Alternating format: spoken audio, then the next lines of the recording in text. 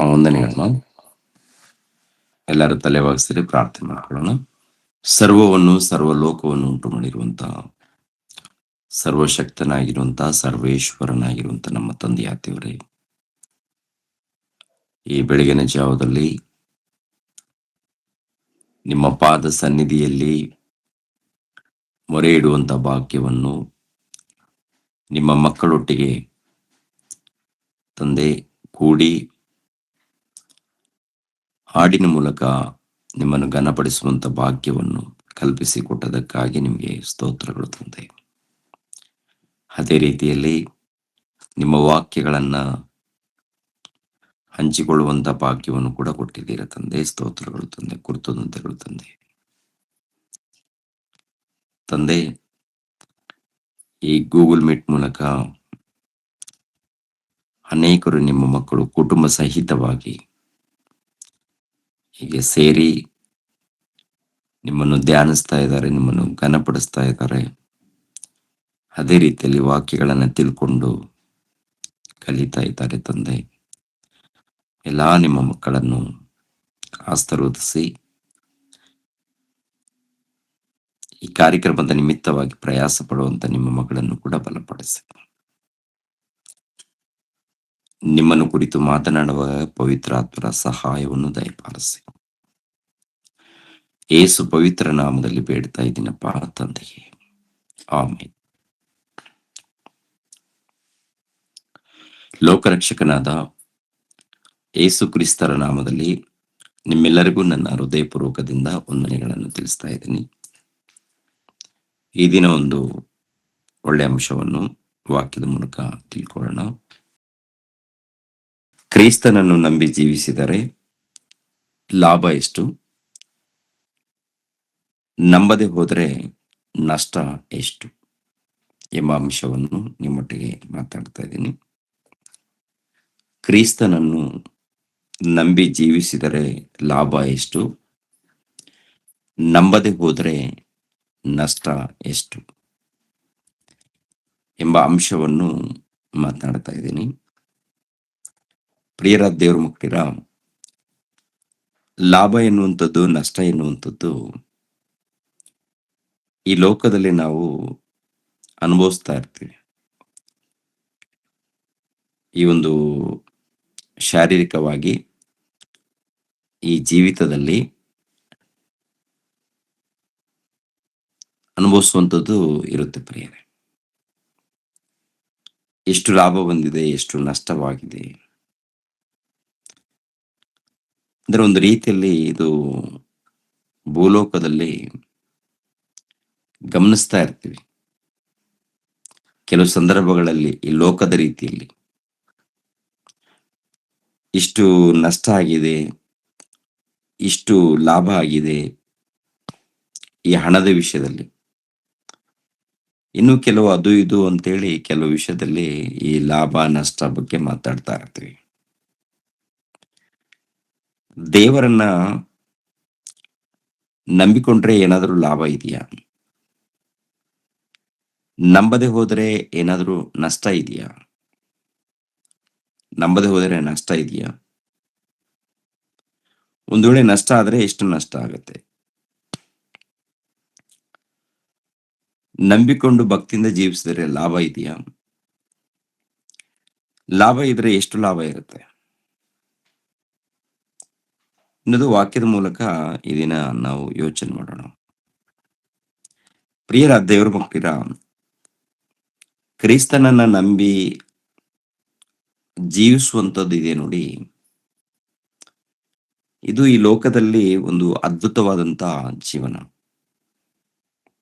ದೇವರನ್ನ ನಂಬಿ ಭಕ್ತಿಯಿಂದ ಜೀವಿಸುವಂಥದ್ದು ಈ ಲೋಕದಲ್ಲಿ ಒಂದು ಅದ್ಭುತವಾದಂತ ಜೀವನ. ಅದಕ್ಕೆ ಬಹಳ ಲಾಭಗಳು, ಅಂದ್ರೆ ಭೌತಿಕವಾಗಿ ಇರ್ಬೋದು, ಇಲ್ಲದೆ ಇರ್ಬೋದು. ಭೌತಿಕವಾಗಿ ಅಂದ್ರೆ ಈ ಲೋಕದಲ್ಲಿ ಎಲ್ಲರೂ ಎದುರು ನೋಡುವಂಥದ್ದು, ಅನೇಕರು ಎದುರು ನೋಡುವಂಥದ್ದು ಏನಪ್ಪಾ ಅಂದ್ರೆ, ಈ ಲೋಕದಲ್ಲಿ ಏನಾದ್ರೂ ಲಾಭ ಸಿಗುತ್ತಾ ಅಂತ ಎದುರು ನೋಡ್ತಾರೆ. ಈ ಲೋಕದಲ್ಲಿ ಪ್ರಿಯರೇ, ದೇವರನ್ನ ನಂಬಿದ್ರು ನಂಬದೆ ಹೋದ್ರು, ನಾವು ಕಷ್ಟಪಟ್ಟು ದುಡಿದಾಗ, ನಾವು ಪ್ರಯಾಸ ಪಟ್ಟು ದುಡಿದಾಗ, ಈ ಲೋಕದಲ್ಲಿ ಆಸ್ತಿ-ಪಾಸ್ತಿಯನ್ನ ಕೂಡಿಟ್ಕೊಳ್ಬಹುದು. ಈ ಲೋಕದಲ್ಲಿ ಅಂದ್ರೆ ದೇವರನ್ನ ನಂಬದೆ ಒಂದು ವೇಳೆ ಜೀವಿಸಿದಾಗಲೂ ಕೂಡ, ಕಷ್ಟಪಟ್ಟು ಪ್ರಯಾಸ ಪಟ್ಟಾಗ ಈ ಆಸ್ತಿ-ಪಾಸ್ತಿ ಇರುತ್ತೆ ನೋಡಿ, ಏನಾದ್ರೂ ಸಂಪಾದನೆ ಮಾಡ್ಕೋಬೇಕು. ಆದ್ರೆ ಆ ದೇವರನ್ನ ನಂಬಿದ ಮೇಲೆ ಈ ಲೋಕದಲ್ಲಿ ಆಸ್ತಿ ಬಗ್ಗೆ ಆಗ್ಲಿ, ಅಂತಸ್ತು ಬಗ್ಗೆ ಆಗ್ಲಿ, ಇಲ್ಲ ಈ ಲೋಕಕ್ಕೆ ಸಂಬಂಧಪಟ್ಟಂತ ಲಾಭದ ಬಗ್ಗೆ ಆಗ್ಲಿ, ಯೋಚನೆ ಮಾಡುವಂತ ಅವಶ್ಯಕತೆ ಇಲ್ಲ. ಅಂದ್ರೆ ದೇವರನ್ನ ನಂಬಿದ್ದೀವಿ ಅಂದ್ರೆ ಮೊಟ್ಟ ಮೊದಲು ದೇವರು ಆತ್ಮ ಸ್ವರೂಪನು, ಯೇಸು ಕ್ರಿಸ್ತರು ಲೋಕರಕ್ಷಕನು, ಆತನ ಮೂಲಕ ಸರ್ವಲೋಕವನ್ನು ಉಂಟು ಮಾಡಿದ್ದಾರೆ. ಆತನ ಮೂಲಕ ನಮಗೆ ರಕ್ಷಣೆ ಇದೆ. ಇವೆಲ್ಲ ಗೊತ್ತಾಗುತ್ತೆ. ವಾಕ್ಯದ ಮೂಲಕ ತಿಳ್ಕೊಂಡ ಮೇಲೆ ಇವೆಲ್ಲವೂ ಕೂಡ ದೇವರ ಮೂಲಕ ಉಂಟಾಗಿದೆ ಎಂದು ಗೊತ್ತಾದ ಮೇಲೆ, ದೇವರು ಏನ್ ಬೇಕಾದ್ರೂ ಕೊಡ್ತಾರೆ ಮನಸ್ಸು ಮಾಡಿದ್ರೆ. ಈ ಲೋಕವನ್ನು ಕೊಟ್ಟಂತ ದೇವರು ಮತ್ತೆ ಈ ಲೋಕದಲ್ಲಿ ಪ್ರತ್ಯೇಕವಾಗಿ ಮತ್ತೇನಾದ್ರೂ ಬೇಕಿದ್ರೆ ಅವಶ್ಯಕತೆ ಇದ್ದಾಗ ಅನುಗ್ರಹಿಸ್ತಾರೆ. ಆದರೆ ಎಲ್ಲದಕ್ಕಿಂತ ಮುಖ್ಯವಾಗಿ ಪ್ರಿಯರ ದೇವ್ರ ಮಕ್ಕಳಿರ, ಈ ಲೋಕದಲ್ಲಿ ನಾವು ದೇವರನ್ನ ಮೆಚ್ಚಿಸ್ಬೇಕು, ದೇವರ ಬಳಿಗೆ ನಾವು ಸೇರ್ಬೇಕು, ಸತ್ತ ಮೇಲೆ ನಾವೆಲ್ಲರೂ ಪರಲೋಕಕ್ಕೆ ಸೇರ್ಬೇಕು ಅಂದಾಗ ಪರಿಶುದ್ಧರಾಗಿ ಜೀವಿಸಬೇಕಾಗತ್ತೆ. ದೇವರು ಇರುವಂತಹ ಲೋಕಕ್ಕೆ ನಾವು ಸೇರ್ಬೇಕಾದ್ರೆ ಪರಿಶುದ್ಧರಾಗಿ ನಾವು ಈ ಲೋಕದಲ್ಲಿ ಜೀವಿಸಬೇಕು ಅಂತ ಹೇಳ್ತಾರೆ. ಒಂದು ವೇಳೆ ಪರಿಶುದ್ಧತೆ ಇಲ್ಲ, ನೀತಿ ಇಲ್ಲ, ಧರ್ಮ ಇಲ್ಲ, ನ್ಯಾಯ ಇಲ್ಲ, ಈ ಲೋಕದಲ್ಲಿ ನನಗೂ ಇಷ್ಟ ಬಂದ ಹಾಗೆ ನಾನು ನಡ್ಕೊಳ್ತೀನಿ ಅಂದಾಗ ದೇವರ ಸನ್ನಿಧಿಯಲ್ಲಿ ಸ್ಥಾನ ಇರಲ್ಲ. ದೇವರ ಸನ್ನಿಧಿಯಲ್ಲಿ ಸ್ಥಾನ ಇರಲ್ಲ. ಮುಖ್ಯವಾಗಿ ಸತ್ತ ಮೇಲೆ ಇರುವಂತದ್ದೇ ಒಂದು ಶಾಶ್ವತವಾದಂತ ಜೀವನ. ಸತ್ತ ಮೇಲೆ ಬದುಕಿರುವಾಗ ಇದು ಸ್ವಲ್ಪ ಕಾಲ. ಈ ಸ್ವಲ್ಪ ಕಾಲ ಕೂಡ ಗ್ಯಾರಂಟಿ ಇಲ್ಲ, ಯಾವಾಗ ಏನಾಗುತ್ತೋ ಗೊತ್ತಿಲ್ಲ. ಅದಕ್ಕೆ ಈ ಜೀವಿತ ಕಾಲಕ್ಕೆ ಅನೇಕ ರೀತಿಯಲ್ಲಿ ಹೋಲಿಸ್ತಾರೆ.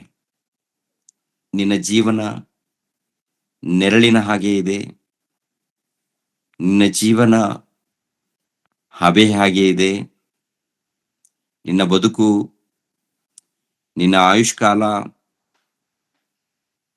ಒಂದು ಹುಲ್ಲಿನ ಹಾಗೆ ಇದೆ, ಹುಲ್ಲಿನ ಹೂವಿನಂತೆ ಇದೆ. ಹೀಗೆ ದೇವರು ಅನೇಕ ರೀತಿಯಲ್ಲಿ ಹೋಲಿಸ್ತಾರೆ ಪ್ರಿಯರೇ. ನಮ್ಮ ಬದುಕು ಈ ತರ ಇದೆ ಎಂದು, ಹುಲ್ಲಿನ ಹಾಗೆ ಇದೆ ಎಂದು, ಹೂವಿನ ಹಾಗೆ ಇದೆ ಎಂದು, ನೆರಳಿನ ಹಾಗೆ ಇದೆ ಎಂದು, ಹಬೆಯಂತೆ ಇದ್ದೀರಾ ಎಂದು, ಯಾವಾಗ ನಿಮ್ಮ ಜೀವಿತ ಮುಗಿದೋಗುತ್ತೋ ನಿಮಗೆ ಗೊತ್ತಿಲ್ಲವೆಂದು, ನಾಳೆ ಏನಾಗುತ್ತೋ ನಿಮಗೆ ಗೊತ್ತಿಲ್ಲವೆಂದು, ಹೀಗೆ ಅನೇಕ ಎಚ್ಚರಿಕೆ ಮಾತುಗಳನ್ನ ದೇವರು ತಿಳಿಸುವಂಥದ್ದು ನೋಡ್ತೀವಿ ಸತ್ಯವೇದ ಗ್ರಂಥದಲ್ಲಿ. ದೇವರ ಬಳಿಗೆ ಬಂದಾಗ, ದೇವರನ್ನ ನಂಬಿದಾಗ ಇವೆಲ್ಲ ಗೊತ್ತಾಗತ್ತೆ. ಇವೆಲ್ಲ ತಿಳ್ಕೊಳ್ತೀವಿ, ದೇವ್ರ ಜ್ಞಾನ ಗೊತ್ತಾಗುತ್ತೆ ರೀ. ಒಂದ್ ವೇಳೆ ದೇವರನ್ನ ತಿಳ್ಕೊಂಡಿಲ್ಲ, ದೇವರ ಬಳಿಗೆ ಬಂದಿಲ್ಲ ಅಂತಂದ್ರೆ ಇವೆಲ್ಲ ಗೊತ್ತಾಗಲ್ಲ. ಆತ್ಮಿಕವಾದಂತ ಜ್ಞಾನ ಗೊತ್ತಾಗಲ್ಲ. ಲೋಕದಲ್ಲಿ ನಿರೀಕ್ಷೆ ಇಲ್ಲದಂತ ಜೀವನ. ಲೋಕದಲ್ಲಿ ಏನಪ್ಪಾ ಅಂದ್ರೆ ನಿರೀಕ್ಷೆ ಇಲ್ಲ. ಯೇಸು ಕ್ರಿಸ್ತರನ್ನ ತಿಳಿಯದೆ ಹೋದ್ರೆ, ದೇವರನ್ನ ಅರ್ಥ ಮಾಡಿಕೊಳ್ಳದೆ ಹೋದರೆ ನಿರೀಕ್ಷಣೆ ಇಲ್ಲ. ಏನೋ ತಿನ್ಬೇಕು, ಕುಡಿಬೇಕು, ಎಂಜಾಯ್ ಮಾಡಬೇಕು, ಸುಖ ಪಡಬೇಕು, ಸಂಪಾದನೆ ಮಾಡ್ಕೊಳ್ಬೇಕು, ಕೂಡಿಟ್ಕೊಳ್ಬೇಕು ಅಂತೇಳಿ ಒಂದು ಮಾಯದಲ್ಲಿರ್ತಾರೆ. ಮಾಯದಲ್ಲಿ. ಅವ್ರು ಏನ್ ಮಾಡ್ತಾರೋ ಅವ್ರಿಗೆ ಗೊತ್ತಿಲ್ಲ. ಒಟ್ನಲ್ಲಿ ಈ ಲೋಕದಲ್ಲಿ ಓಕೆ, ಜೀವಿಸ್ಬೇಕಪ್ಪ, ದುಡಿಬೇಕಪ್ಪ, ಸಂಪಾದನೆ ಮಾಡ್ಬೇಕು. ಹೀಗೆ ಹೇಳ್ತಾರೆ ಪ್ರಿಯರಾದ ದೇವ್ರ ಮಕ್ಕಳ. ಯಾವಾಗ ಯೇಸು ಕ್ರಿಸ್ತರನ್ನ ನಾವು ತಿಳ್ಕೊಳ್ತೀವಿ, ಯೇಸು ಕ್ರಿಸ್ತರ ಸನ್ನಿಧಿಗೆ ಬರ್ತೀವಿ, ಬಂದಾಗ ಅನೇಕ ವಿಷಯಗಳು ಗೊತ್ತಾಗುತ್ತೆ. ನಮ್ಮ ಜೀವಿತದ ಪರಮಾರ್ಥ ಗೊತ್ತಾಗುತ್ತೆ. ನಾವು ಯಾರು ಎನ್ನುವಂಥದ್ದು ಗೊತ್ತಾಗುತ್ತೆ. ನಾವು ಈ ಲೋಕದಲ್ಲಿ ಯಾಕೆ ಹುಟ್ಟಿದ್ದೀವಿ ಎನ್ನುವಂಥದ್ದು ಗೊತ್ತಾಗುತ್ತೆ. ಆಮೇಲೆ ದೇವರು ಇಷ್ಟಪಡುವಂಥದ್ದು ಏನು ಎನ್ನುವಂಥದ್ದು ಗೊತ್ತಾಗುತ್ತೆ. ಗೊತ್ತಾದಾಗ ದೇವರು ಮೆಚ್ಚುವಂತ ರೀತಿಯಲ್ಲಿ ಜೀವಿಸೋದಕ್ಕೆ ನಾವು ಇಷ್ಟಪಡ್ತೀವಿ. ತಿಳಿಯದೇ ಇದ್ದಾಗ ಸುಮ್ಮನೆ ಯಾರು ಕೂಡ ಬದುಕಲ್ಲ ಪ್ರಿಯರೇ. ತಿಳಿಯದಿದ್ದಾಗ ನಮ್ಗೇನ್ ಲಾಭ ಇದೆ? ಯಾಕೆ ಬದುಕಬೇಕು? ಅದಕ್ಕೆ ಈ ಲೋಕದಲ್ಲಿ ಲಾಭವನ್ನು ಹುಡುಕ್ತಾ ಇರ್ತಾರೆ. ದೇವರ ಬಳಿಯಲ್ಲಿ ಸಿಗುವಂತದ್ದು ಲಾಭ ಅದ್ದುತ್ತಾರೆ. ಮೊಟ್ಟ ಮೊದಲು ದೇವರನ್ನ ತಿಳ್ಕೊಂಡಾಗ, ಯೇಸು ಕ್ರಿಸ್ತರನ್ನು ತಿಳ್ಕೊಂಡಾಗ ಈ ಅನೇಕ ವಿಷಯಗಳು ಗೊತ್ತಾಗುತ್ತೆ. ಎರಡನೇದಾಗಿ ತಿಳಿದುಕೊಂಡು ದೇವರಿಗೆ ವಿಧೇಯರಾಗಿ ನಂಬಿ ಬದುಕಿದಾಗ ಅವಾಗ ದೇವರು ಒಂದು ವಿಷಯವನ್ನ ತೋರಿಸ್ತಾರೆ. ದೀಕ್ಷೆ ಸ್ನಾನ ಪಡ್ಕೊಳ್ಬೇಕು ಅಂತಾರೆ.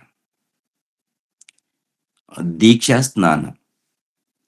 ಸರ್ವಲೋಕಕ್ಕೆ ಹೋಗಿ ಸುವಾರ್ತೆಯನ್ನು ಸಾರಿರಿ. ಯಾರು ನಂಬಿ ದೀಕ್ಷಾ ಸ್ನಾನ ಪಡ್ಕೊಳ್ತಾರೋ ಅವರಿಗೆ ರಕ್ಷಣೆ ಇದೆ ಅಂತಾರೆ. ಅವರಿಗೆ ರಕ್ಷಣೆ ಇದೆ ಅಂತ ಹೇಳ್ತಾರೆ ಪ್ರಿಯರು. ನಂಬದೆ ಹೋದರೆ ದಂಡನೆಗೆ ಗುರಿ ಆಗ್ತಾರಂತ ಹೇಳ್ತಾರೆ.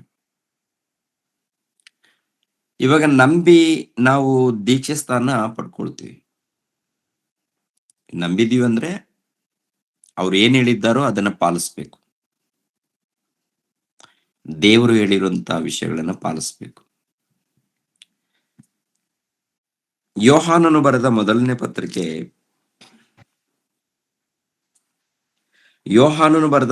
ಪತ್ರಿಕೆ 2ನೇ ಅಧ್ಯಾಯ 3ನೇ ವಚನವನ್ನು ನೋಡೋಣ. ನಾವು ನಾವು ಆತನ ಆತನ ಆಜ್ಞೆಗಳನ್ನ ಆಜ್ಞೆಗಳನ್ನು ಕೈಗೊಂಡು ನಡೆದರೆ ಅದರಿಂದಲೇ ಆತನನ್ನು ಬಲ್ಲವರಾಗಿದ್ದೇವೆಂದು ತಿಳಿದುಕೊಳ್ಳುತ್ತೇವೆ. ಸಾಕು. ನಾವು ಆತನ ಆಜ್ಞೆಗಳನ್ನ ಕೈಗೊಂಡು ನಡೆದರೆ ಅದರಿಂದಲೇ ಆತನನ್ನು ಬಲ್ಲವರಾಗಿದ್ದೇವೆಂದು ತಿಳಿದುಕೊಳ್ಳುತ್ತೇವೆ. ಅಂದ್ರೆ ದೇವರನ್ನ ನಾವು ತಿಳಿದುಕೊಂಡಿದ್ದೀವ, ದೇವರನ್ನ ನಾವು ನಂಬಿದ್ದೀವ, ದೇವರನ್ನು ನಾವು ಪ್ರೀತಿಸ್ತಾ ಇದ್ದೀವ. ದೇವರನ್ನ ನಾವು ಪ್ರೀತಿಸ್ತಾ ಇದೀವಿ ಅಂತ ಹೇಳ್ತೀವಿ, ನಂಬಿದ್ದೀವಿ ಅಂತ ಹೇಳ್ತೀವಿ, ತಿಳ್ಕೊಂಡಿದ್ದೀವಿ ಅಂತ ಹೇಳ್ತೀವಿ. ನಂಬಿದ್ರು, ತಿಳ್ಕೊಂಡಿದ್ರು, ಪ್ರೀತಿಸಿದ್ರು ಆತನ ಆಜ್ಞೆಗಳನ್ನ ಗೈಕೊಳ್ಬೇಕು. ಆತನ ಆಜ್ಞೆಗಳನ್ನ ಕೈಗೊಂಡು ನಡಿಬೇಕಂತ ಹೇಳ್ತಾರೆ. ಆತನ ಆಜ್ಞೆಗಳನ್ನ ಕೈಗೊಂಡು ನಡೆಯದೆ ಹೋದ್ರೆ ನಾವು ಎಲ್ಲಿದ್ದೀವಿ? ಇನ್ನು ದೇವರನ್ನು ನಂಬಿಲ್ಲ ಅಂತ ಅರ್ಥ. ಇನ್ನು ದೇವರನ್ನ ನಂಬಿ ಜೀವಿಸ್ತಾ ಇಲ್ಲ ಅಂತ ಅರ್ಥ. ನಂಬಿದವ್ರು ಏನ್ ಮಾಡ್ತಾರೆ ಅಂದ್ರೆ ಮೊಟ್ಟ ಮೊದಲು ವಿಧೇಯರಾಗ್ತಾರೆ. ಎರಡನೇದಾಗಿ ಅವ್ರು ಹೇಳಿರೋ ಪ್ರಕಾರ ಕೈಕೊಂಡು ನಡೀತಾರಂತೆ. ನಡೆಯುವಂಥದ್ದು. ಇವಾಗ ತುಂಬಾ ಜನ ದೀಕ್ಷಾ ಸ್ಥಾನನೇ ಪಡ್ಕೊಂಡಿಲ್ಲ. ದೀಕ್ಷಾ ಸ್ಥಾನ ಪಡ್ಕೊಂಡಿಲ್ಲ. ಪಡ್ಕೊಳ್ಳದೆ ಹೋದ್ರೆ ಅವ್ರು ನಂಬಿದ್ದಾರ? ಪಡ್ಕೊಳ್ಳದೆ ಹೋದ್ರೆ ಅವ್ರು ನಂಬಿದ್ದಾರ? ತಿಳ್ಕೊಂಡಿದ್ದಾರ? ಅಂದ್ರೆ ಅವರ ಆಜ್ಞೆಗಳನ್ನ ಕೈಕೊಂಡು ನಡಿಬೇಕಂತಲ್ಲ. ಆಜ್ಞೆಗಳನ್ನ ಪಾಲಿಸ್ಬೇಕಂತ ಹೇಳ್ತಾರೆ. ಆಜ್ಞೆಗಳನ್ನ ಪಾಲಿಸದೆ ಹೋದ್ರೆ ಇದು ಪ್ರಾರಂಭದ ಆಜ್ಞೆಗಳಲ್ಲ. ಅಂದ್ರೆ ಮೊಟ್ಟ ಮೊದಲು ನೀವು ದೇವರ ಒಂದು ರಾಜ್ಯದಲ್ಲಿ ಸೇರ್ಬೇಕಂದ್ರೆ, ದೇವರ ಸಭೆಯಲ್ಲಿ ನೀವು ಸೇರ್ಬೇಕಾದ್ರೆ ದೀಕ್ಷಾ ಸ್ನಾನ ಎನ್ನುವಂಥದ್ದು ಮುಖ್ಯವಾದದ್ದು. ಮೊದಲನೇದಾಗಿ ಈ ಕರ್ನಾಟಕದಲ್ಲಿ ಅನೇಕರು ಯೇಸು ಕ್ರಿಸ್ತರನ್ನ ನಂಬಿಕೊಂಡಿದ್ದೀವಿ ಅಂತ ಹೇಳ್ತಾರೆ. ಆದರೆ ಇನ್ನೂ ದೀಕ್ಷೆ ಸ್ನಾನ ಪಡೆದುಕೊಂಡಿಲ್ಲ. ಅಂಥವ್ರು ಯಾರಾದ್ರೂ ಹೊಸಬ್ರು ನೋಡಿದ್ರೆ ತಕ್ಷಣ ದೀಕ್ಷೆ ಸ್ಥಾನ ತಗೊಳ್ಬೇಕು. ಯಾಕೆಂದ್ರೆ ಇದು ನನ್ನ ಒತ್ತಾಯ ಅಲ್ಲ, ದೇವ್ರು ಹೇಳಿರುವಂತ ಮಾತು. ಯಾಕೆಂದ್ರೆ ದೀಕ್ಷಾ ಸ್ನಾನ ತಗೊಳ್ಳದೆ ನಾವು ಈ ಲೋಕದಲ್ಲಿ ಸುಮ್ಮನೆ ನಂಬಿಕೊಂಡಿದ್ದೀವಿ, ದೇವರಿಂದ ನಮ್ಗೆ ಇಷ್ಟ ಪ್ರೀತಿ ಇದೆ ಅಂತ ಹೇಳ್ಕೊಂಡು ಜೀವಿಸಿ ಆಕಸ್ಮಿಕವಾಗಿ ಮರಣ ಬಂದ್ರೆ ಅವಾಗ ಏನ್ ಗತಿ? ಮರಣ ಬಂದ್ರೆ ಗತಿ ಏನು? ಎಲ್ಲಿಗೆ ಹೋಗ್ತಾರೆ? ನೋಡುವಾಗ ಒಂದೇ ಒಂದು ಕ್ಷಣದಲ್ಲಿ ಪಾತಾಳ ಲೋಕಕ್ಕೆ ಹೋಗ್ತಾರೆ ಪ್ರಿಯರೇ.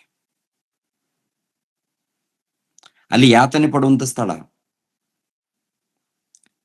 ನಾಳೆ ನಾಳೆ ನಾಳೆ ಅಂತೇಳಿ ಯಾವುದೊಂದು ನೆಪ ಮಾಡಿ, ನೆವ ಹೇಳಿ ಏನ್ರಿ ಮುಂದೆ ದುಡ್ತಾನೆ ಇರ್ತಾರೆ. ನಷ್ಟ ಏನಪ್ಪಾ ಅಂತಂದ್ ನೋಡುವಾಗ ಯಾತನೆ ಪಡುವಂತ ಸ್ಥಳ. ಎಷ್ಟು ನಷ್ಟ ಅದು?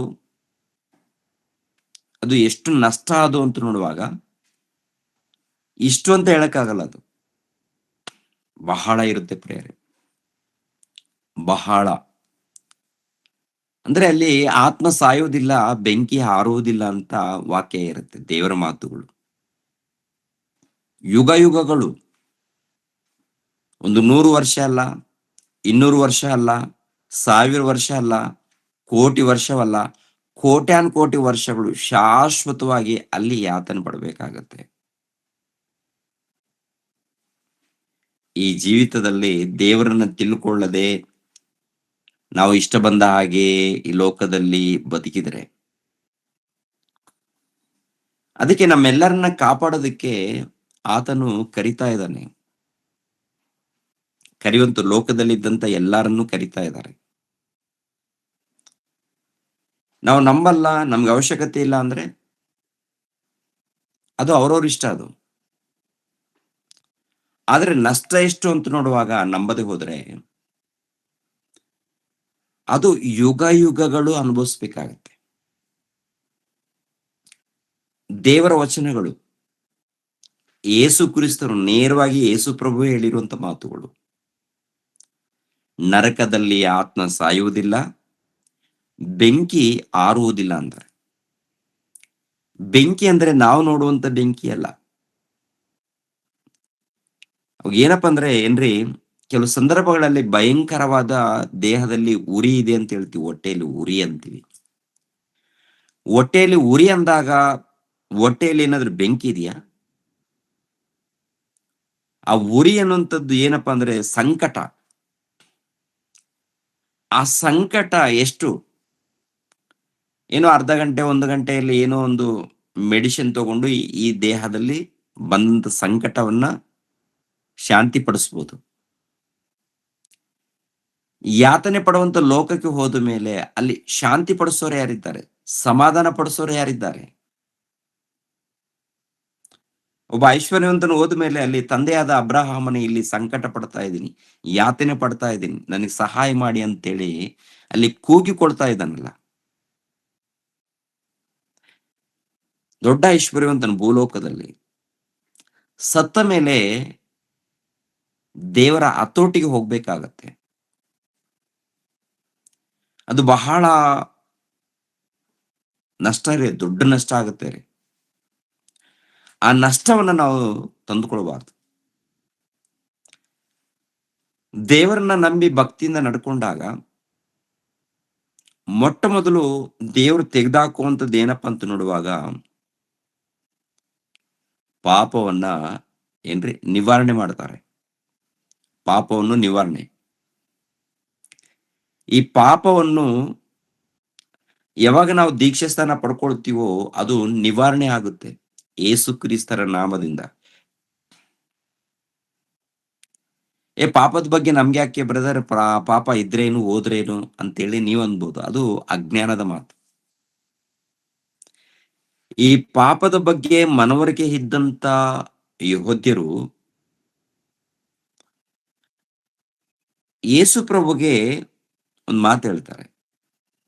ಯೇಸು ಪ್ರಭು ವಿಷಯದಲ್ಲಿ, ಈ ಮನುಷ್ಯನೇನು ಪಾಪಗಳನ್ನ ಕ್ಷಮಿಸಿದೀನಿ ಅಂತ ಹೇಳ್ತಾನೆ, ಇದು ದೇವದೂಷಣೆ ಮಾತು. ದೇವರು ಒಬ್ಬನೇ ಹೊರತು ಮತ್ಯಾರು ಕೂಡ ಪಾಪಗಳನ್ನ ಕ್ಷಮಿಸಲಿಕ್ಕೆ ಆಗೋದಿಲ್ವಲ್ಲ.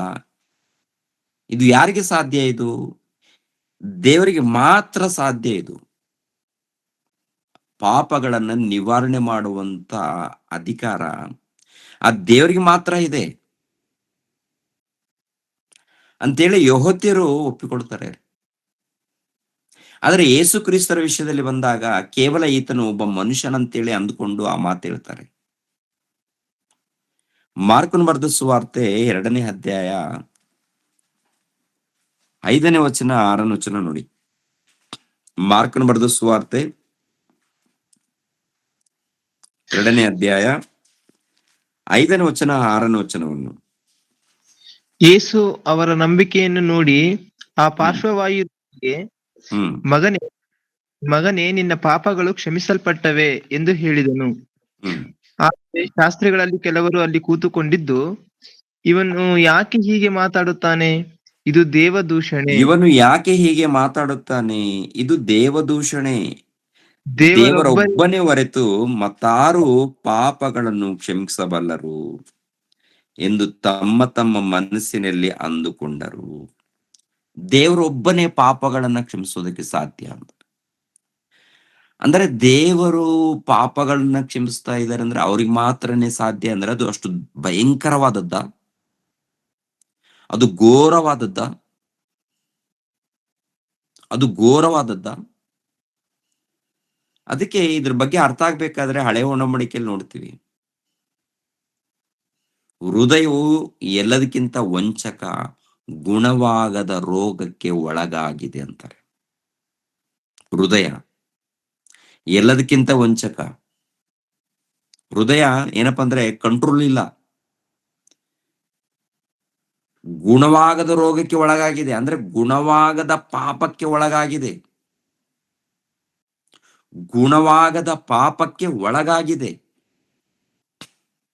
ಅದು ಯಾರು ಕಂಡುಕೊಳ್ತಾ ಇದ್ದಾರೆ? ದೇಹಕ್ಕೆ ರೋಗ ಬಂದಾಗ ಎಲ್ಲರೂ ಕೂಡ ಕಂಡುಕೊಳ್ತಾರೆ, ಯಾಕೆಂದ್ರೆ ಆಲ್ರೆಡಿ ನೋವು ಸ್ಟಾರ್ಟ್ ಆಗ್ತಾ ಇದೆಯಲ್ಲ. ಆತ್ಮ ರೋಗದಲ್ಲಿದೆ, ಹೃದಯ ರೋಗದಲ್ಲಿದೆ. ಅಂದ್ರೆ ಪ್ರಿಯರಾದ ದೇವ್ರ ಮಕ್ಕಳಿರ, ಶರೀರ ಆತ್ಮ ಇದೆಯಲ್ಲ, ಅಂದ್ರೆ ನಾವು ಅಂದ್ರೆ ಶರೀರ ಆತ್ಮ ಇದ್ರೇನೆ ಈ ಲೋಕದಲ್ಲಿ ಮನುಷ್ಯನಾಗಿ ನಾವು ಕಾಣ್ತೀವಿ. ಆತ್ಮ ಇಲ್ಲಂದ್ರೂ ಇದು ಡೆಡ್ ಬಾಡಿ. ಶರೀರ ಆತ್ಮ ಎರಡೂ ಇರಬೇಕು. ಅವಾಗ ಶರೀರಕ್ಕೆ ಸಂಬಂಧಪಟ್ಟಂತ ಮನಸ್ಸು ಇರುತ್ತೆ, ಆತ್ಮಕ್ಕೆ ಸಂಬಂಧಪಟ್ಟಂತ ಮನಸ್ಸು, ಶರೀರಕ್ಕೆ ಸಂಬಂಧಪಟ್ಟಂತ ಹೃದಯ, ಆತ್ಮಕ್ಕೆ ಸಂಬಂಧಪಟ್ಟಂತ ಹೃದಯ. ಹೃದಯ ಯಾವುದಕ್ಕೆ ಒಳಪಟ್ಟಿದೆ? ಗುಣವಾಗದ ರೋಗಕ್ಕೆ ಒಳಪಟ್ಟಿದೆ. ಅಂದ್ರೆ ಗುಣವಾಗದ ಒಂದು ಪಾಪ ಈ ದೇಹ, ಹೃದಯ ಒಳಪಟ್ಟಿದೆ. ಭಯಂಕರವಾದಂತ ಒಂದು ಪಾಪದಲ್ಲಿದೆ. ಈ ಪಾಪವನ್ನ ತೆಗಿಬೇಕಾದ್ರೆ ತೆಗೆಯುವಂತ ಶಕ್ತಿ ದೇವ್ರಿಗಿದೆ. ತೆಗೆಯುವಂತ ಶಕ್ತಿ, ಅಧಿಕಾರ ದೇವ್ರಿಗಿದೆ. ಆ ಪಾಪ ಇದ್ರೆ ದೇವರ ಸನ್ನಿಧಿಗೆ ನಾವು ಮುಟ್ಟಲ್ಲ, ದೇವರ ಬಳಿಗೆ ನಾವು ಹೋಗಲ್ಲ ರೀ. ಪಾಪ ಇಟ್ಕೊಂಡು ಪಾಪಗಳನ್ನ ಇಟ್ಟುಕೊಂಡು ಅನೇಕ ಅಪರಾಧದಿಂದ ಇದ್ದಾಗ ನಾವು ಎಷ್ಟು ಮೊರೆ ಇಟ್ಟರು ಕೂಡ ಆ ಮೊರೆ ದೇವರ ಸನ್ನಿಧಿಗೆ ಮುಟ್ಟಲ್ಲ. ಒಂದ್ ವೇಳೆ ಸತ್ತೋದ್ರೆ ದೇವರ ಸನ್ನಿಧಿಗೆ ನಾವು ಹೋಗಲ್ಲ, ಪರಲೋಕಕ್ಕೆ ಹೋಗಲ್ಲ. ಯಾಕೆಂದ್ರೆ ಕೆಲವು ಸಾರಿ ಹೇಳ್ತಾರೆ, ನೀವು ಪಾಪದಲ್ಲಿದ್ದೀರಾ, ನೀವೇನು ಭೂಲೋಕದಲ್ಲಿ ಸಭೆಯಾಗಿ ಕೂಡ್ತಾ ಇದ್ದೀರಾ, ಆರಾಧನೆ ಮಾಡ್ತಾ ಇದ್ದೀರಾ, ಘನಪಡಿಸ್ತಾ ಇದ್ದೀರಾ, ಗಟ್ಟಿಯಾಗಿ ಕೂಗಾಡ್ತಾ ಇದ್ದೀರಾ. ನಾನು ನೋಡ್ತಾ ಇದ್ದೀನಿ, ನಿಮ್ಮನ್ನ ಮುಖಾಮುಖಿಯಾಗಿ ನೋಡ್ತಾ ಇದ್ದೀನಿ. ಆದರೆ ನಿಮ್ಮ ಪಾಪಗಳಿದೆಯಲ್ಲ, ನಿಮ್ಮ ಅಪರಾಧಗಳು ಅದೇನು ಗೊತ್ತಾ, ನನ್ನನ್ನು ತಡಿತಾ ಇದೆ. ಅಂದ್ರೆ ನನ್ನ ಮುಂದೆ ಅವು ಕಾಣ್ತಾ ಇದೆ. ನೀವು ಮೊದಲನೇದಾಗಿ ಸ್ತುತಿ ಮಾಡುವಾಗ, ಆರಾಧನೆ ಮಾಡುವಾಗ, ಕೊಂಡಾಡುವಾಗ ಮೊಟ್ಟ ಮೊದಲು ಇದು ಕಾಣ್ತಾ ಇದೆ. ನನಗೇನ್ ಕಾಣ್ತಾ ಇದೆ ಅಂತಂದ್ರೆ, ನಿಮ್ಮಲ್ಲಿ ಪಾಪಗಳೇ ಕಾಣ್ತಾ ಇದೆ, ಅಪರಾಧಗಳು ಕಾಣ್ತಾ ಇದೆ. ಅದಕ್ಕೆ ನನ್ನ ಕಣ್ಣಿಗೆ ನಿಮ್ಮನ್ನು ನೋಡದಂತೆ ನಾನು ಅಡ್ಡ.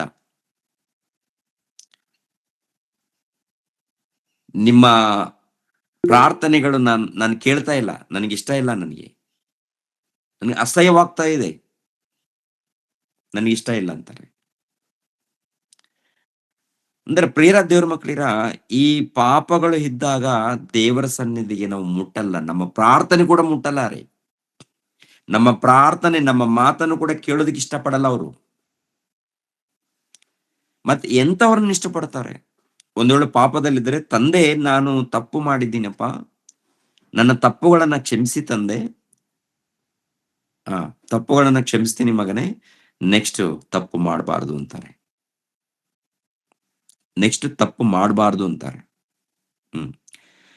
ಅಂತ ದೊಡ್ಡ ಒಂದು ಪಾಪವನ್ನು ಏನ್ ಮಾಡ್ತಾರಪ್ಪ ಅಂತ ನೋಡುವಾಗ, ಯಾವಾಗ ನಾವು ನಂಬಿಕೊಳ್ತೀವೋ, ವಿಧೇಯರಾಗಿ ದೀಕ್ಷಾಸ್ಥಾನ ಪಡ್ಕೊಳ್ತೀವೋ, ಹುಟ್ಟಿದಂದಿನಿಂದ, ಅಂದ್ರೆ ಯಾವಾಗ ಬುದ್ಧಿ ಜ್ಞಾನ ಬರುತ್ತೋ ಅಂದಿನಿಂದ ಎಷ್ಟು ತಪ್ಪುಗಳು ಮಾಡಿದೀವೋ, ಎಷ್ಟು ಪಾಪಗಳನ್ನ ಮಾಡಿದೀವೋ, ಅವೆಲ್ಲವನ್ನು ಕೂಡ ದೇವ್ರು ಏನ್ ಮಾಡ್ತಾರಂದ್ರೆ ನಿವಾರಣೆ ಮಾಡ್ತಾರೆ, ತೆಗೆದಾಕ್ತಾರೆ.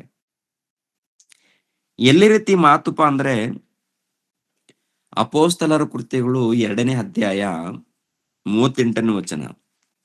ಎಷ್ಟೋ ಸಾರಿ ಈ ವಚನವನ್ನು ಓದಿದ್ದೀವಿ, ಈ ಸಂದರ್ಭದಲ್ಲಿ ಮತ್ತೊಂದ್ ಸಾರಿ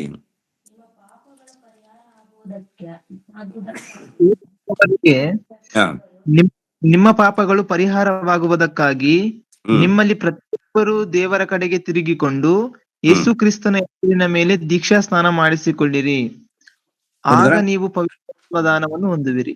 ಸಾಕು. ನಿಮ್ಮ ಪಾಪಗಳ ಪರಿಹಾರಕ್ಕಾಗಿ, ನಿಮ್ಮ ಪಾಪಗಳು ಪರಿಹಾರವಾಗುವುದಕ್ಕಾಗಿ ನಿಮ್ಮಲ್ಲಿ ಪ್ರತಿಯೊಬ್ಬರು ದೇವರ ಕಡೆಗೆ ತಿರುಗಿಕೊಂಡು ಯೇಸು ಕ್ರಿಸ್ತನ ಹೆಸರಿನ ಮೇಲೆ ದೀಕ್ಷಾಸ್ನಾನ ಮಾಡಿಸಿಕೊಳ್ಳಿರಿ, ಆಗ ನೀವು ಪವಿತ್ರಾತ್ಮನ ದಾನವನ್ನು ಹೊಂದಿವಿರಿ ಅಂತಾರೆ. ಅಂದ್ರೆ ಮೊಟ್ಟ ಮೊದಲು ಪಾಪ ಪರಿಹಾರ ಆಗುತ್ತೆ. ಈ ಪಾಪ ಪರಿಹಾರವನ್ನು ಹೊಂದದೆ ಹೋದ್ರೆ ನಾವು ದೇವ್ರ ಹತ್ರ ಮೊರೆ ಇಟ್ಟರು ಕೇಳಲ್ಲ. ಮತ್ತೆ ಎಲ್ಲಾರು ಮೊರೆ ಇಡ್ತಾ ಇದಾರಲ್ಲ, ಪಾಪವನ್ನು ಪರಿಹಾರ ಮಾಡಿಕೊಳ್ಳದೆ ದೀಕ್ಷಾಸ್ಥಾನ ಪಡ್ಕೊಂಡಿಲ್ವಲ್ಲ. ಅಂದ್ರೆ ದೇವ್ರ ವಚನ ಹೇಳ್ತಾರಲ್ಲ ಪ್ರಿಯರೇ, ಎಷ್ಟೋ ಸಾರಿ ನಾವು ಕೇಳಿದೀವಲ್ಲ. ಯೆಶಾಯ ಗ್ರಂಥದಲ್ಲಿ 1ನೇ ಅಧ್ಯಾಯದಲ್ಲಿ ಇರುತ್ತೆ, ಇನ್ನು ಅನೇಕ ಅಲ್ಲೆಲ್ಲಿ ಇಂಥ ಮಾತುಗಳು ಇರುತ್ತಲ್ವಾ. ಅಂದ್ರೆ ಏನಪ್ಪಾ ಅಂದ್ರೆ, ಈ ಲೋಕದಲ್ಲಿ ಎಲ್ಲರ ಹಾಗೆ ಬದುಕ್ತಾ ಇರ್ತಾರಷ್ಟೇ. ಎಲ್ಲರೂ ಬದುಕುವ ರೀತಿಯಲ್ಲಿ ಬದುಕ್ತಾ ಇರ್ತಾರೆ. ಏನ್ರಿ, ದೇವರನ್ನ ತಿಳಿದವರು, ತಿಳಿಯದೆ ಇದ್ದವರು ಎಲ್ಲರೂ ಬದುಕ್ತಾರೆ. ಎಲ್ಲರಿಗೂ ಆಹಾರನು ಕೊಡ್ತಾರೆ, ಎಲ್ಲರಿಗೂ ನೀರು, ಗಾಳಿ, ಬಿಸಿಲು ಎಲ್ಲ ಕೊಡ್ತಾರೆ, ನಾವು ಬದುಕ್ತೀವಿ. ಆದ್ರೆ ನಮಗೂ ದೇವ್ರಿಗೂ ಏನಪ್ಪಾ ಅಂದ್ರೆ, ನಾವು ಪ್ರಾರ್ಥನೆ ಮಾಡುವಂತ ಈ ಪ್ರಾರ್ಥನೆ ಮೊರೆ ಇಟ್ಟಾಗ ನಮ್ಮ ಮೊರೆ ಕೇಳಲ್ಲ, ಅವ್ರು ಇಷ್ಟಪಡಲ್ಲ, ಮೆಚ್ಚಲ್ಲ ಅವರು. ಎರಡನೇದಾಗಿ, ಒಂದು ವೇಳೆ ಸತ್ತೋದ್ರೆ ದೇವ್ರು ತನ್ನ ಸನ್ನಿಧಿಗೆ ಕರ್ಕೊಳಲ್ಲ. ಮತ್ತೆ ಎಲ್ಲಿ ಐಶ್ವರ್ಯವಂತನ ಸತ್ತು ಯಾತನೆ ಪಡುವಂತ ಸ್ಥಳಕ್ಕೆ ಹೋಗಿದಾನಲ್ಲ, ಅಲ್ಲಿ ಹೋಗ್ಬೇಕಾಗತ್ತೆ. ಮತ್ತೆ ಪರದೇಶಿಗೆ ನಾವು ಹೋಗ್ಬೇಕು, ನಿತ್ಯ ಲೋಕವನ್ನು ನಾವು ಪಡ್ಕೊಳ್ಬೇಕು, ಪರಲೋಕವನ್ನ ನಾವು ಪಡ್ಕೊಳ್ಬೇಕಾದ್ರೆ ಮೊಟ್ಟ ಮೊದಲು ನಮ್ಮಲ್ಲಿ ಹೋಗ್ಬೇಕಾದದ್ದು, ನಿವಾರಣೆ ಆಗ್ಬೇಕಾದದ್ದು, ನಮ್ಮ ಹೃದಯದಲ್ಲಿದ್ದಂತ ಪಾಪದ ಮೂಟೆ ತೆಗೆದಾಕ್ಬೇಕು. ಆ ತೆಗೆದಾಕುವಂತ ದೊಡ್ಡ ಕೆಲಸ ಯಾರು ಮಾಡಿದಾರಪ್ಪ ಅಂದ್ರೆ, ಪ್ರಭು ಮಾಡಿದ್ದಾರೆ. ಅದನ್ನ ತೆಗೆದಾಕ್ಬೇಕಾದ್ರೆ ನೀನ್ ಮಾಡೋದದ್ದೇನಿಲ್ಲ, ತಂದೆಯಾದ ದೇವರನ್ನ ತಿಳ್ಕೊಳ್ಬೇಕು, ಎರಡನೇದಾಗಿ ಯೇಸು ಕ್ರಿಸ್ತರನ್ನ ತಿಳ್ಕೊಳ್ಬೇಕು, ಪವಿತ್ರ ಆತ್ಮನನ್ನ ತಿಳ್ಕೊಳ್ಬೇಕು, ತಿಳ್ಕೊಂಡು ವಿಧೇಯರಾಗಬೇಕು. ಅಪ್ಪ, ನೀವೇ ನಮ್ಗೆ ಸರ್ವಸ್ವ. ಪ್ರಭುವೇ, ನಿಮ್ಮ ಮೂಲಕನೇ ನಮ್ಗೆ ರಕ್ಷಣೆ. ನಾನು ವಿಧೇಯನಾಗ್ತೀನಿ. ನನ್ನನ್ನು ಕಾಪಾಡಿ ದೇವರೇ, ನನ್ನ ತಪ್ಪುಗಳನ್ನು ಕ್ಷಮಿಸಿ ದೇವರೇ, ಇನ್ಮೇಲೆ ನಾನು ತಪ್ಪು ಮಾಡಲ್ಲ ಅಂತೇಳಿ ವಿಧೇಯನಾಗಿ ಒಪ್ಪಿಕೊಂಡು ದೀಕ್ಷಾಸ್ಥಾನ ಪಡ್ಕೊಂಡಾಗ ಅದೆಲ್ಲ ನಿವಾರಣೆ ಆಗತ್ತೆ. ನೆಕ್ಸ್ಟ್ ನೀನು ಪಾಪ ಮಾಡ್ಕೊಡುದು, ಮತ್ತೆ ನೆಕ್ಸ್ಟ್ ನೀನು ಏನೇನು ಮಾಡ್ತೀಯ ಅದು ಮತ್ತೆ ಕೌಂಟ್ ಆಗುತ್ತೆ. ದೇವ್ರಿಗೋಸ್ಕರ ಮಾಡಿರುವಂತ ಕೆಲಸ ಕೌಂಟ್ ಆಗುತ್ತೆ. ಈ ಲೋಕದ ರೀತಿಯಲ್ಲಿ ಯಾವ ರೀತಿ ಬದುಕಿದೆಯೋ ಅದು ಕೂಡ ಲೆಕ್ಕಕ್ಕೆ ಬರುತ್ತೆ. ಅಂದ್ರೆ ದೇವ್ರಿಗೋಸ್ಕರ ನಡ್ಕೊಂಡಾಗ, ವಿಧೇಯರಾದಾಗ ದೊಡ್ಡ ಲಾಭನ ಮೊಟ್ಟ ಮೊದಲೇನಪ್ಪ ಅಂದ್ರೆ ಪಾಪ ನಿವಾರಣೆ ಆಗುವಂಥದ್ದು. ಎರಡನೇದಾಗಿ ಪವಿತ್ರಾತ್ಮರು ನಮ್ಮಲ್ಲಿರ್ತಾರಂತೆ. ಪವಿತ್ರಾತ್ಮರು ನಮಗೆ ದಾನವಾಗಿ ಕೊಡ್ತಾರಂತೆ, ಬಹುಮಾನವಾಗಿ, ವರವಾಗಿ. ಪವಿತ್ರಾತ್ಮನನ್ನ ವರವಾಗಿ, ದಾನವಾಗಿ, ಬಹುಮಾನವಾಗಿ ಕೊಡುವಂಥದ್ದು. ಪವಿತ್ರಾತ್ಮರು ಏನ್ರಿ, ದೈವಕುಮಾರನು. ಪವಿತ್ರಾತ್ಮನು ದೈವಕುಮಾರನಾಗಿರುವಾಗ ಆತನನ್ನ ನಮ್ಮ ಹೃದಯದಲ್ಲಿ ಕಳಿಸ್ಕೊಡ್ತಾರ, ನಮ್ಮ ಹೃದಯದಲ್ಲಿ ಕಳಿಸಿಕೊಡ್ತಾರ. ಅದೊಂದು ದೊಡ್ಡ ದಾನ ರೀ. ನೋಡಿ ಪ್ರಿಯರಾದ ದೇವ್ರ ಮಕ್ಕಳಿನ, ಅಂದ್ರೆ ಎಷ್ಟು ಅದೃಷ್ಟ ಇದೆಯಲ್ಲ. ನಾವು ಪಡ್ಕೊಳ್ಬೇಕಾದ್ರೆ ಈ ಲೋಕದಲ್ಲಿ ಕೆಲವು ಮಾತಾಡ್ತಾ ಇರ್ತಾರೆ. ದೇವರ ಸನ್ನಿಧಿಗೆ ಬರೋದಿಕ್ಕೆ, ದೇವರನ್ನ ನಂಬಿಕೊಳ್ಳೋದಿಕ್ಕೆ ತುಂಬಾ ಜನ ಹಿಂಜರಿತಾ ಇರ್ತಾರೆ. ನಂಬಲ ಬೇಡ, ನನ್ನನ್ನು ಏನಂದ್ಕೊಳ್ತಾರೇನು, ಜನ ಏನಂದ್ಕೊಳ್ತಾರೇನು, ಚಿಕ್ಕ ಜಾತಿಯಲ್ಲಿ ಸೇರಿದ್ದಾರಂತೇಳಿ ಈ ರೀತಿ ಅವಮಾನ ಮಾಡ್ತಾರೇನು. ಇದು ಚಿಕ್ಕ ಜಾತಿ ಅಲ್ಲಪ್ಪ. ಇದು ಯಾರು ಹೇಳಿದ್ರು? ಸೈತಾನ್ ಏನ್ ಮಾಡಿದಾನಂದ್ರೆ ಮುದ್ರೆ ಹಾಕಿದಾನೆ. ನಮ್ದೇನ್ ಗೊತ್ತಾ, ದೊಡ್ಡ ಜಾತಿ, ಅವ್ರದ್ದು ಚಿಕ್ಕ ಜಾತಿ. ಆ ಚಿಕ್ಕ ಜಾತಿಯಲ್ಲಿ ಜನ ಇಲ್ಲ, ಅವ್ರು ಸೇರಿಸ್ಕೊಳ್ತಾರೆ ತಮ್ಮ ಮತದಲ್ಲಿ. ನಿನ್ನ ಮತ ತಗೊಂಡು ದೇವ್ರು ಮಾಡೋದೇನಿದೆ? ನಿನ್ನ ಜಾತಿ ತಗೊಂಡು ದೇವ್ರು ಮಾಡೋದೇನಿದೆ? ಅದು ನಿಂದದು ಜಾತಿ. ಮತ ಎನ್ನುವಂಥದ್ದು ನೀನು ಗೋಡೆ ಕಟ್ಕೊಂಡಿರುವಂಥದ್ದು. ಮತ ಎನ್ನುವಂಥದ್ದು ಈ ಲೋಕದಲ್ಲಿ ಗೋಡೆ ಕಟ್ಕೊಂಡಿದ್ರು, ದೊಡ್ಡ ಕೋಟೆ ಹಾಗೆ. ರಾಜರೊಂದು ಕಾಲದಲ್ಲಿ ದೊಡ್ಡ ದೊಡ್ಡ ಕೋಟೆಗಳನ್ನ ಕಟ್ಕೊಳ್ತಾ ಇದ್ರು. ಶತ್ರುಗಳು ಯಾರು ಬಾರದಂತೆ ದೊಡ್ಡ ದೊಡ್ಡ ಗೋಡೆಗಳನ್ನ ಕಟ್ತಾ ಇದ್ರು. ಇವಾಗ ಈ ಜನ ಏನ್ ಕಟ್ಕೊಂಡಿದಾರಪ್ಪ ಅಂತ ನೋಡುವಾಗ, ದೇವರ ಸನ್ನಿಧಿಗೆ ಬಾರದಂತೆ ಅಡ್ಡ ದೊಡ್ಡ ದೊಡ್ಡ ಕೋಟೆಗಳನ್ನ ಕಟ್ಕೊಂಡಿದ್ದಾರೆ. ಜಾತಿ ಎನ್ನುವಂಥದ್ದು, ಕುಲ ಎನ್ನುವಂಥದ್ದು, ಇಲ್ಲ ಮತ ಎನ್ನುವಂಥದ್ದು, ದೊಡ್ಡ ದೊಡ್ಡ ಕೋಟೆಗಳು. ದೇವರು ಅರ್ಥ ಆಗ್ಬೇಕಾದ್ರೆ ಆ ಕೋಟೆಗಳನ್ನ ಕೆಡವಾಕ್ಬೇಕು. ಹೃದಯದಲ್ಲಿ ತುಂಬಿಕೊಂಡಿವೆ ರೀ. ಅದು ಹೇಗೆ ಸಾಧ್ಯಪ್ಪ ಅಂತ ನೋಡುವಾಗ, ಅದು ದೇವರ ವಾಕ್ಯದ ಮೂಲಕನೇ ಸಾಧ್ಯ. ಅದಕ್ಕೆ ಈ ದೇವರ ವಾಕ್ಯ ಇದೆಯಲ್ಲ, ಎಲ್ಲ ಕಡೆ ಹೊರಡ್ತಾ ಇರುತ್ತೆ. ಇದು ದೇವರ ಸೇವಕರು, ಯಥಾರ್ಥವಾಗಿ ಸೇವೆ ಮಾಡುವಂತ ಸೇವಕರ ಮೂಲಕ ಇವೆಲ್ಲವನ್ನು ದಾಟಿಕೊಂಡು ಹೋಗುತ್ತೆ. ಯಾವಾಗ ಅರ್ಥ ಮಾಡಿಕೊಳ್ತಾರೋ ಈ ಕೋಟೆ ಕೊತ್ತಲಗಳನ್ನ ಕೆಡವಿ ಹಾಕ್ತಾರೆ. ಇದು ಬೇಡ ನಮ್ಗೆ, ಇದು ಬೇಡ, ಈ ಕುಲ ಏನೋ ಗೋಡೆ ಬೇಡ, ಜಾತಿ ಅನ್ನುವಂಥದ್ದು ಬೇಡ, ಮತ ಎನ್ನುವಂಥದ್ದು ಬೇಡ ಅಂತೇಳಿ ನಮ್ಗೆ ಮಾರ್ಗ ಬೇಕು, ದೇವ್ರು ಬೇಕು ಅಂತೇಳಿ ಮುಂದೆ ಬರ್ತಾರೆ. ಅದರಲ್ಲಿ ನೆಮ್ಮದಿ ಇರುತ್ತೆ, ಸಮಾಧಾನ ಇರುತ್ತೆ. ದೇವರ ಬಳಿಯಲ್ಲಿದ್ದಾಗ ನೆಮ್ಮದಿ, ಶಾಂತಿ, ಸಮಾಧಾನ. 1ನೇ ಶತಮಾನದಲ್ಲಿ ನೋಡುವಾಗ ಅನೇಕ ವಿಧವಾದಂತ ರೋಗಗಳಿಗೆ ವಾಸಿ ಮಾಡಿದ್ದಾರೆ. ಯಾವುದೇ ರೋಗ ಇರಲಿ, ದೇವರನ್ನ ನಂಬಿಕೊಂಡಾಗ ಅನೇಕ ಲಾಭಗಳು ಪ್ರಿಯರೇ.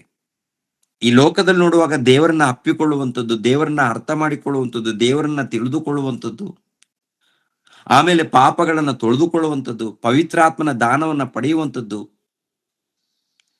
ದೇವರಿಗೆ ಮಕ್ಕಳಾಗುವಂತ ಭಾಗ್ಯ, ದೇವರ ಸಭೆಯಲ್ಲಿ ಸೇರುವಂತ ಭಾಗ್ಯ, ಯೇಸು ಕ್ರಿಸ್ತರಿಗೆ ಶಿಷ್ಯರಾಗುವಂತ ಭಾಗ್ಯ. ಲೋಕದಲ್ಲಿ ಮಹಾ ಒಡೆಯನು, ಆತನಿಗೆ ನಾವು ಶಿಷ್ಯರಾಗ್ತೀವ? ಆತನಿಗೆ ನಾವು ಶಿಷ್ಯರಾಗ್ತೀವ? ಪ್ರಿಯರ ದೇವ್ರ ಮಕ್ಕಳಿರ, ನೋಡಿ, ಪ್ರಪಂಚದಲ್ಲಿ ಯೇಸು ಕ್ರಿಸ್ತರು ತಿಳಿಯದ ದೇಶ ಯಾವುದಿದೆ? ಪ್ರಪಂಚ ದೇಶದಲ್ಲಿ ಎಲ್ಲ ಕಡೆ ಏಸು ಕ್ರಿಸ್ತರ ಒಂದು ನಾಮವು ಕೇಳಿಸಲ್ಪಡ್ತಾ ಇದೆ. ಎಲ್ಲಾ ದೇಶಗಳಲ್ಲಿ ಸತ್ಯವೇದ ಗ್ರಂಥ ಇದೆ.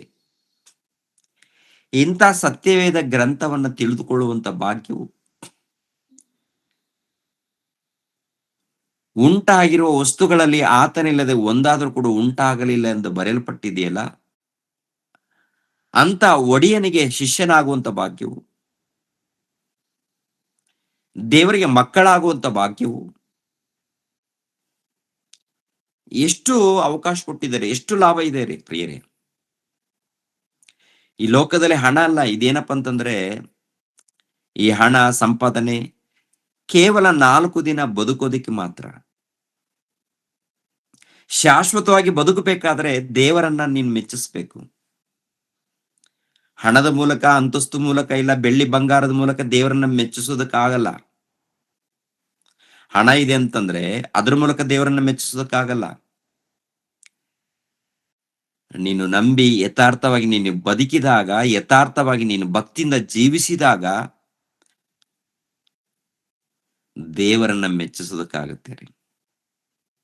ದೇವರನ್ನು ಮೆಚ್ಚಿಸಿದಾಗ, ದೇವ್ರಿಗೋಸ್ಕರ ಬದುಕಿದಾಗ ಮೊಟ್ಟ ಮೊದಲು ನಿನ್ನಲ್ಲಿದ್ದಂತ ಪಾಪವನ್ನು ತೆಗೆದಾಕ್ತಾರೆ, ಯೇಸು ಕ್ರಿಸ್ತರಿಗೆ ಶಿಷ್ಯರನ್ನಾಗಿ ಮಾಡ್ತಾರೆ, ನನ್ನ ಮಗನು ಎಂದು ಒಪ್ಪಿಕೊಡ್ತಾರೆ. ಆಗ ಪವಿತ್ರ ಆತ್ಮನ ದಾನವನ್ನು ಕೊಡ್ತಾರೆ. ಹೋಗು ಮಗನೇ, ನನ್ನ ಮಗಳ ಜೊತೆಯಲ್ಲಿ ನೀನಿರು.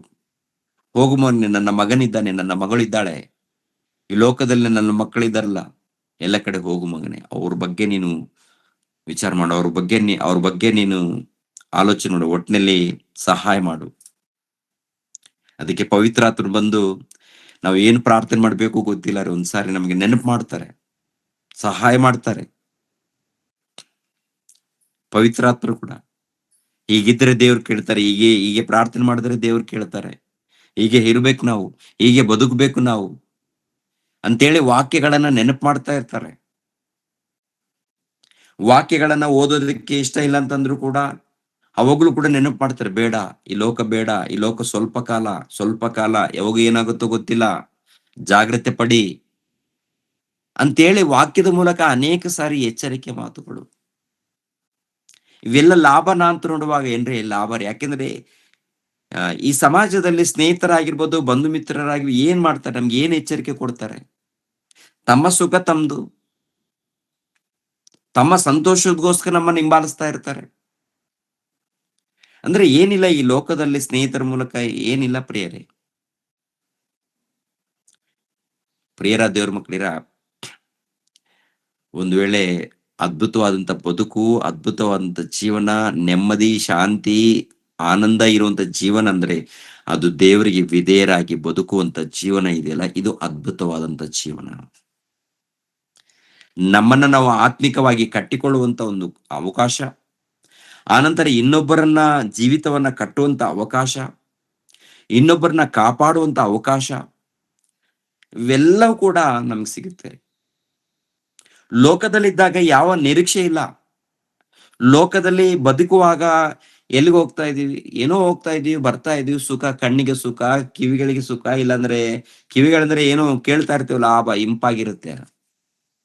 ನೋಡುವಾಗ ಅಭಾವ ಎಷ್ಟು ಚೆನ್ನಾಗಿದೆ ಅಂತೇಳಿ, ಊಟ ಮಾಡುವಾಗ ಅದು ಇದು ಊಟ, ಆಮೇಲೆ ಮತ್ತು ಕುಡಿಯುವಂಥದ್ದು, ಎಂಜಾಯ್ ಮಾಡುವಂಥದ್ದು ಒಂದು ರೀತಿಯಲ್ಲಿ, ಅದು ಸ್ವಲ್ಪ ಕಾಲ, ಆಮೇಲೆ ಗತಿಸಿ ಹೋಗುತ್ತೆ.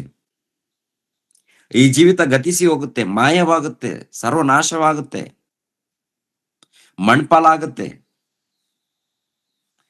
ಪ್ರಿಯರಾದ ದೇವರ ಮಕ್ಕಳಿರ, ಆಲೋಚನೆ ಮಾಡಿ, ಇಂಥ ಬದುಕನ್ನ ನಾವು ಪಡ್ಕೊಂಡಿದೀವಿ. ಆದ್ರೆ ಈ ಲೋಕದಲ್ಲಿ ನೋಡುವಾಗ ನಿರೀಕ್ಷಣೆ ಇಲ್ಲದ ಬದುಕು ಇದು. ಯಾವಾಗ ಈ ಲೋಕದಲ್ಲಿ ಯೇಸು ಕ್ರಿಸ್ತರನ್ನ ನಂಬಿಕೊಂಡು ಭಕ್ತಿಯಿಂದ ಯಥಾರ್ಥವಾಗಿ ಜೀವಿಸುವಾಗ ಒಂದು ನಿರೀಕ್ಷೆ ಇರುತ್ತೆ. ಏನ್ ಗೊತ್ತಾ? ನಾನು ಸತ್ತ ಮೇಲೆ ನನ್ನ ತಂದೆ ಬಳಿಗೆ ಹೋಗುತ್ತೇನೆ, ಪರಲೋಕಕ್ಕೆ ಹೋಗುತ್ತೇನೆ. ಅದೇ ಶಾಶ್ವತವಾದ ಜೀವನ, ಅದು ಸ್ವಂತ ಊರು, ಅದು ಮುಖ್ಯವಾದದ್ದು, ಅದೇ ಪ್ರಾಮುಖ್ಯವಾದದ್ದು ಅಂತೇಳಿ ಗೊತ್ತಾಗುತ್ತೆ. ನಂಬಿ ಬದುಕಿದಾಗ ಆ ಲೋಕವನ್ನು ಪಡ್ಕೊಳ್ತೀವಿ. ಅದು ಲಾಭ ಎಷ್ಟಂತ ನೋಡ್ತೀರಿ, ಎಷ್ಟು ಲಾಭ ಅಂತ ಎಣಿಕೆ ಮಾಡ್ತೀರಾ? ಎಣಸಕ್ಕಾಗತ್ತೆ? ಸಾಧ್ಯ ಇಲ್ಲ. ಹೇಳಲಾರದಷ್ಟು ಬಹಳ ಇರುತ್ತೆ ಪ್ರಿಯರೇ. ನಮ್ಗೆ ಹೇಳಲಾರದಷ್ಟು. ಅದನ್ನ ನಾವು ಪಡಿಬೇಕಾದ್ರೆ ಈ ಲೋಕದಲ್ಲಿ ಏನ್ರಿ ನಂಬಿ ಭಕ್ತಿಯಿಂದ ನಡಿಬೇಕು. ಕ್ರಿಯೆಗಳಿರ್ಬೇಕು, ಕೆಲಸ ಇರಬೇಕು. ಪ್ರೇರೆ ನಂಬಿದಾಗ ಈ ಲೋಕದಲ್ಲಿ ಕೂಡ ಒಂದು ಉನ್ನತವಾದಂತ ಹೆಸರು ಕೊಡ್ತಾರೆ. ನಮಗೆ ಯಾಜಕರಂತಾರೆ, ರಾಜವಂಶಕರು ಅಂತಾರೆ, ನನ್ನ ಮಕ್ಕಳು ಅಂತಾರೆ, ನನ್ನ ಆಲಯ ಅಂತಾರೆ, ನನ್ನ ನನ್ನ ಒಂದು ಮನೆಯವರಂತಾರೆ ದೇವರು. ಇವೆಲ್ಲ ಲಾಭಗಳಿದೆ ರೀ. ಆತ್ಮ ಹೃದಯ ಸಮಾಧಾನವಾಗಿರುತ್ತೆ ರೀ. ಸಮಾಧಾನವಾಗಿರ್ತೀವಿ ಪ್ರಿಯರೇ. ಎಲ್ಲೋ ಭೂಕಂಪವಾಯ್ತಾ, ಅವ್ರಿಗೋಸ್ಕರ ಪ್ರಾರ್ಥನೆ ಮಾಡ್ತೀವಿ, ಆದ್ರೆ ನಮ್ಗೆ ಭಯ ಇರಲ್ಲ. ಯಾಕೆ ಭಯ ಇರಲ್ಲ? ನಾನು ಸತ್ತು ಹೋದರೆ ನಾನು ದೇವರ ಬಳಿಗೆ ಹೋಗುತ್ತೇನೆ, ನನಗೆ ಯಾಕೆ ಭಯ? ದೇವ್ರು ಕರೆದ್ರೆ ಹೋಗ್ಬಿಡ್ತೀನಿ ನಾನು. ಪೌಲನಂತಾನ, ಬದುಕೋದಾದರೆ ಯೇಸು ಕ್ರಿಸ್ತನು, ಸತ್ತರೆ ನನಗೆ ಲಾಭ. ಈ ಮಾತು ಲೋಕದಲ್ಲಿದ್ದವ್ರು ಹೇಳಕ್ಕಾಗತ್ತ? ಈ ಮಾತು ಲೋಕದ ರೀತಿಯಲ್ಲಿ ಜೀವಿಸುವಂತ ಮನುಷ್ಯರು ಹೇಳಕ್ಕಾಗತ್ತ? ಹೇಳಕ್ಕಾಗತ್ತಾರೆ? ನಿಜವಾಗ್ಲೂ ಯೇಸು ಕ್ರಿಸ್ತರನ್ನ ತಿಳ್ಕೊಂಡು ಅರ್ಥ ಮಾಡಿಕೊಂಡು ನಂಬಿ ವಿಧೇಯರಾಗಿ ಯಾರು ಬದುಕುತ್ತಾರೋ ಅವ್ರು ಹೇಳ್ತಾರೆ, ನಾನು ಸತ್ತರೆ ಪರವಾಗಿಲ್ಲ, ನನಗೆ ಲಾಭ ಇದೆ. ದೇವ್ರ ಕರೆದ್ರೆ ನಾನು ಹೋಗ್ತೀನಿ, ದೊಡ್ಡ ಲಾಭ. ಅದು ಅರ್ಥ ಆಗಿಲ್ಲ. ಈ ಲೋಕದಲ್ಲಿ ನಾನು ಬದುಕಬೇಕು ಅಂತೇಳಿ ಕೋರಿಕೆ ಇದೆಯಲ್ಲ, ಅದು ಮೋಸ ರೀ. ಇನ್ನು ದೇವರನ್ನ ಅರ್ಥ ಮಾಡಿಕೊಂಡಿಲ್ಲ ಅಂತ ಅರ್ಥ. ಒಂದ್ ವೇಳೆ ಬದುಕಬೇಕು ಅಂತೇಳಿ ಒಂದ್ ವೇಳೆ ಆಸೆ ಇದ್ರೆ, ನಾನು ದೇವ್ರಿಗೋಸ್ಕರ ಬದುಕಬೇಕು, ಇನ್ನು ದೇವರ ಕೆಲಸ ಪೆಂಡಿಂಗ್ ಇದೆ ಅಂತೇಳಿ ಅಂದುಕೊಂಡು ಬದುಕಿದರೆ ನೀನು ಶ್ರೇಷ್ಠನು. ಆದರೆ ಈ ಲೋಕದಲ್ಲಿ ಸುಖಭೋಗಗಳಿಗೋಸ್ಕರ ಆಲೋಚನೆ ಮಾಡಿದ್ರೆ ಪ್ರಯೋಜನ ಏನಿಲ್ಲ. ಕ್ರೈಸ್ತರಲ್ಲಿ ವಿದ್ಯಾವಂತರು, ಬುದ್ಧಿವಂತರು, ಪಂಡಿತರು, ಮೇಧಾವಿಗಳು, ಐಶ್ವರ್ಯವಂತರು ಇದ್ದಾರೆ ಪ್ರೇರೆ. ಈ ಲೋಕವನ್ನು ಕುರಿತು ಚಿಂತೆ, ಈ ಲೋಕವನ್ನು ಕುರಿತು ಚಿಂತೆ ರೀ, ಪ್ರಯೋಜನ ಇಲ್ಲ. ಪ್ರಭು ಹೇಳ್ತಾರೆ, ಲೋಕವನ್ನೆಲ್ಲ ಸಂಪಾದನೆ ಮಾಡಿಕೊಂಡ್ರೆ ನಿನ್ನ ಪ್ರಾಣ ನಷ್ಟಪಟ್ರೆ ನಿನ್ಗೇನು ಪ್ರಯೋಜನ? ನಿನಗೇನಿದೆ ಉಪಯೋಗ? ದೇವರನ್ನ ನಂಬಿಕೊಂಡು ಯಥಾರ್ಥವಾಗಿ ಬದುಕಬೇಕು. ಅದಕ್ಕೆ ಈ ಅಪೋಸ್ತಲರು ಇದ್ದಾರೆ ನೋಡಿ, ಇವರು ಎಷ್ಟು ಅದ್ಭುತವಾಗಿ ಬದುಕಿದ್ದಾರೆ ಪ್ರಿಯರೇ. ನಿಂದಿಸ್ತಾರೆ, ಜನ ನಿಂದಿಸ್ತಾರೆ. ನಿಮ್ಗೇನು ಹುಚ್ಚಿಡಿದಿದೆಯಾ? ಪದೇ ಪದೇ ಯೇಸು ಬಗ್ಗೆ ಮಾತಾಡ್ತೀರಿ, ಏನಾಗಿದೆ ನಿಮ್ಗೆ? ಕೆಲವು ಸಂದರ್ಭಗಳಲ್ಲಿ ಹೊಡಿತಾರೆ, ಬೈತಾರೆ. ಅವ್ರು ಹೇಳುವಂತ ಮಾತೇನು ಗೊತ್ತಾ? ಅವ್ರು ಹೇಳುವಂತ ಮಾತು, ನಾವು ಏನು ನೋಡಿದ್ದೀವೋ, ಏನು ಕೇಳಿದ್ದೀವೋ, ಕಣ್ತುಂಬ ಏನು ನೋಡಿದ್ದೀವೋ, ಕಿವಿಯಾರ ಏನು ಕೇಳಿದ್ದೀವೋ ಅದನ್ನ ಖಂಡಿತವಾಗಿ ನಾವು ಹೇಳ್ತೀವಿ, ತಿಳಿಸ್ತೀವಿ. ಯಾಕೆಂದ್ರೆ ನಿಜವಾದ ರಕ್ಷಣೆ ಯೇಸು.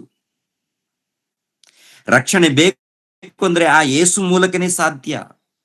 ನಾವು ನೋಡಿದೀವಿ, ಕಣ್ಣಾರ ನೋಡಿದ್ದೀವಿ. ವಿಧ ವಿಧವಾದಂತ ರೋಗಿಗಳನ್ನ ನಿವಾರಣೆ ಮಾಡಿದ್ದಾರೆ ಅವರು. ಅಂಗವಿಕಲರಿಗೆ ಅನೇಕರನ್ನ ಅದ್ಭುತ ರೀತಿಯಲ್ಲಿ ಅವರು ಸ್ವಸ್ಥತೆ ಮಾಡಿದ್ದಾರೆ ಅವರು. ನಾವು ಕಣ್ತುಂಬ ನೋಡಿದ್ದೀವಿ, ಕಣ್ಣಾರೆ ನೋಡಿದ್ದೀವಿ ನಾವು. ಆತನ ಬಗ್ಗೆ ನಾವು ಹೇಳದೆ ನಾವು ಮೌನವಾಗಿ ಇರಲ್ಲ. ಮಡಿತೀರಾ, ಬೈತೀರಾ? ದೇವರ ಸ್ತೋತ್ರವಾಗ್ಲಿ, ದೇವರಿಗೆ ಸ್ತೋತ್ರವಾಗ್ಲಿ ಅಂದಿದ್ದಾರೆ ಅವರು. ನಾವು ಹೇಗೆ ಬದುಕ್ತಾ ಇದ್ದೀವಿ? ಅವರು ಯಥಾರ್ಥವಾಗಿ ಬದುಕಿದ್ದಾರೆ ನೋಡಿ, ನಂಬಿಕೆಯಿಂದ ಬದುಕಿದ್ದಾರೆ ನೋಡಿ ಪ್ರಿಯರ ದೇವರ ಮಕ್ಕಳಿರ. ಅವರು ಭಾಗ್ಯವಂತರು, ಅವರು ಶ್ರೇಷ್ಠರು. ಅವರಿಗೆ ಲಾಭ ಇದೆ ಅಂತ ಗೊತ್ತಾಗಿದೆ. ಎಷ್ಟು ಲಾಭ ಅಂತ ನೋಡುವಾಗ ಅದು ಬಹಳ ಲಾಭ ರೀ. ಅದು ಲೆಕ್ಕ ಮಾಡೋದಕ್ಕೆ ಸಾಧ್ಯವಿಲ್ಲ, ಲೆಕ್ಕ ಮಾಡೋದಕ್ಕೆ ಸಾಧ್ಯವಿಲ್ಲ. ನೀನೊಂದು ವೇಳೆ ಆ ಲಾಭವನ್ನು ಕುರಿತು ಲೆಕ್ಕ ಮಾಡ್ಬೇಕಂದ್ರೆ ದಾವೀದನು ಹೇಳ್ತಾನಲ್ಲ, ತಂದೆ ನಮ್ಮನ್ನ ಕುರಿತು ನೀವು ಸಂಕಲ್ಪಿಸಿ ಅದ್ಭುತಗಳನ್ನ ಮಾಡಿದ್ದೀರಲ್ಲ, ಈ ಅದ್ಭುತಗಳನ್ನು ಕುರಿತು ವಿಚಾರ ಮಾಡಬೇಕು. ಒಂದ್ ವೇಳೆ ಲೆಕ್ಕ ಮಾಡ್ಬೇಕಂದ್ರೆ ಸಮುದ್ರದಲ್ಲಿ ಮರಳಿನಷ್ಟು ಕೂಡ ಮರಳಿನಷ್ಟು ಅಸಂಖ್ಯವಾಗಿದೆ ಅಂತಾರೆ. ಅವ್ ಎಣಸಕ್ ಆಗಲ್ಲ ನಮ್ಗೆ, ಅಷ್ಟೊಂದು ಅದ್ಭುತ. ಅದು ಪರಲೋಕದಲ್ಲಿ ಪಡ್ಕೊಳ್ಳುವಂಥದ್ದಿದೆ. ಭೂಲೋಕದಲ್ಲಿ ನೋಡುವಾಗ್ಲೇನೆ ಎಲ್ಲ ಅದ್ಭುತನೇ. ಮತ್ತೆ ಹೊಟ್ಟೆಯಲ್ಲಿ ಗಡ್ಡೆ ಹೋಯ್ತು, ಇದು ಅದ್ಭುತ ಅಂತಾರೆ. ಇದಲ್ಲ ರೀ, ಇದು ದೊಡ್ಡ ಕೆಲಸನೇ ಅಲ್ಲ. ಹೊಟ್ಟೆಯಲ್ಲಿ ಗಡ್ಡೆ ಹೋಯ್ತು, ಅದ್ಭುತ ಅದ್ಭುತ ಅದಲ್ಲ. ನಿನ್ನ ಕಣ್ಣು ಮುಂದೆ ನಡೆಯುವಂತದ್ದು ಗಾಳಿ ನೋಡು, ಗಾಳಿ, ತಂಪಾದ ಗಾಳಿ, ಅದ್ಭುತ ಅದು. ಮಳೆ ಬರುವಂತದ್ದು ಇದೆಯಲ್ಲ, ಇದು ಕೂಡ ಅದ್ಭುತ. ಏನ್ರಿ, ಎಷ್ಟು ಅದ್ಭುತ ಅದು. ಜ್ಞಾನದಿಂದ ನಾವು ತಿಳ್ಕೊಂಡಾಗ ಎಷ್ಟೋ ಅದ್ಭುತ ಅದು.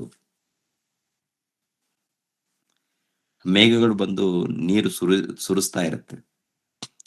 ಅಂತರಿಕ್ಷದಲ್ಲಿ ಸೂರ್ಯನ ಉರಿತಾ ಇದ್ದಾನಲ್ಲ, ಅದು ದೊಡ್ಡ ಅದ್ಭುತ ಅದು. ಭೂಮಿ ಸುತ್ತುತ್ತಾ ಇದೆಯಲ್ಲ, ಇದು ಅದ್ಭುತ. ಎರಡನೇದಾಗಿ ನಮ್ಮ ದೇಹದಲ್ಲಿ ನರಗಳಿದೆಯಲ್ಲ, ಕಣಗಳಿದೆಯಲ್ಲ, ಅದೂ ಅದ್ಭುತ. ಇವೆಲ್ಲ ಕೂಡ ಏನ್ರಿ ಅದ್ಭುತವಾಗಿ ನಡೀತಾ ಇದೆ. ಇದೆಲ್ಲ ದೇವರ ಕೃಪೆ ಮೂಲಕ. ಆತನನ್ನ ನಂಬಿ ಭಕ್ತಿಯಿಂದ ಬದುಕಿದಾಗ ಎಷ್ಟೋ ಲಾಭಗಳಿದೆ. ಈ ಲೋಕದಲ್ಲಿ ನೆಮ್ಮದಿ, ಶಾಂತಿ, ಸಮಾಧಾನ, ಸಂತೋಷ, ದೇವರ ಜ್ಞಾನ ತಿಳ್ಕೊಳ್ಳುವಂಥದ್ದು, ಪಾಪವನ್ನು ತೊಳೆದುಕೊಳ್ಳುವಂಥದ್ದು, ದೇವರ ಸಭೆಯಲ್ಲಿ ಸೇರುವಂಥದ್ದು, ಯೇಸು ಕ್ರಿಸ್ತರಿಗೆ ಶಿಷ್ಯರಾಗುವಂಥದ್ದು, ದೇವರ ಮಕ್ಕಳೆಂದು ಕರೆಯಲ್ಪಡುವಂಥದ್ದು, ಸತ್ತ ಮೇಲೆ ಪರಲೋಕವನ್ನು ಪಡೆದುಕೊಳ್ಳುವಂಥದ್ದು, ಇವೆಲ್ಲ ಕೂಡ ಅದ್ಭುತ ರೀ. ನಂಬಿ ಭಕ್ತಿಯಿಂದ ನಾವು ಜೀವಿಸ್ಬೇಕಾಗತ್ತೆ.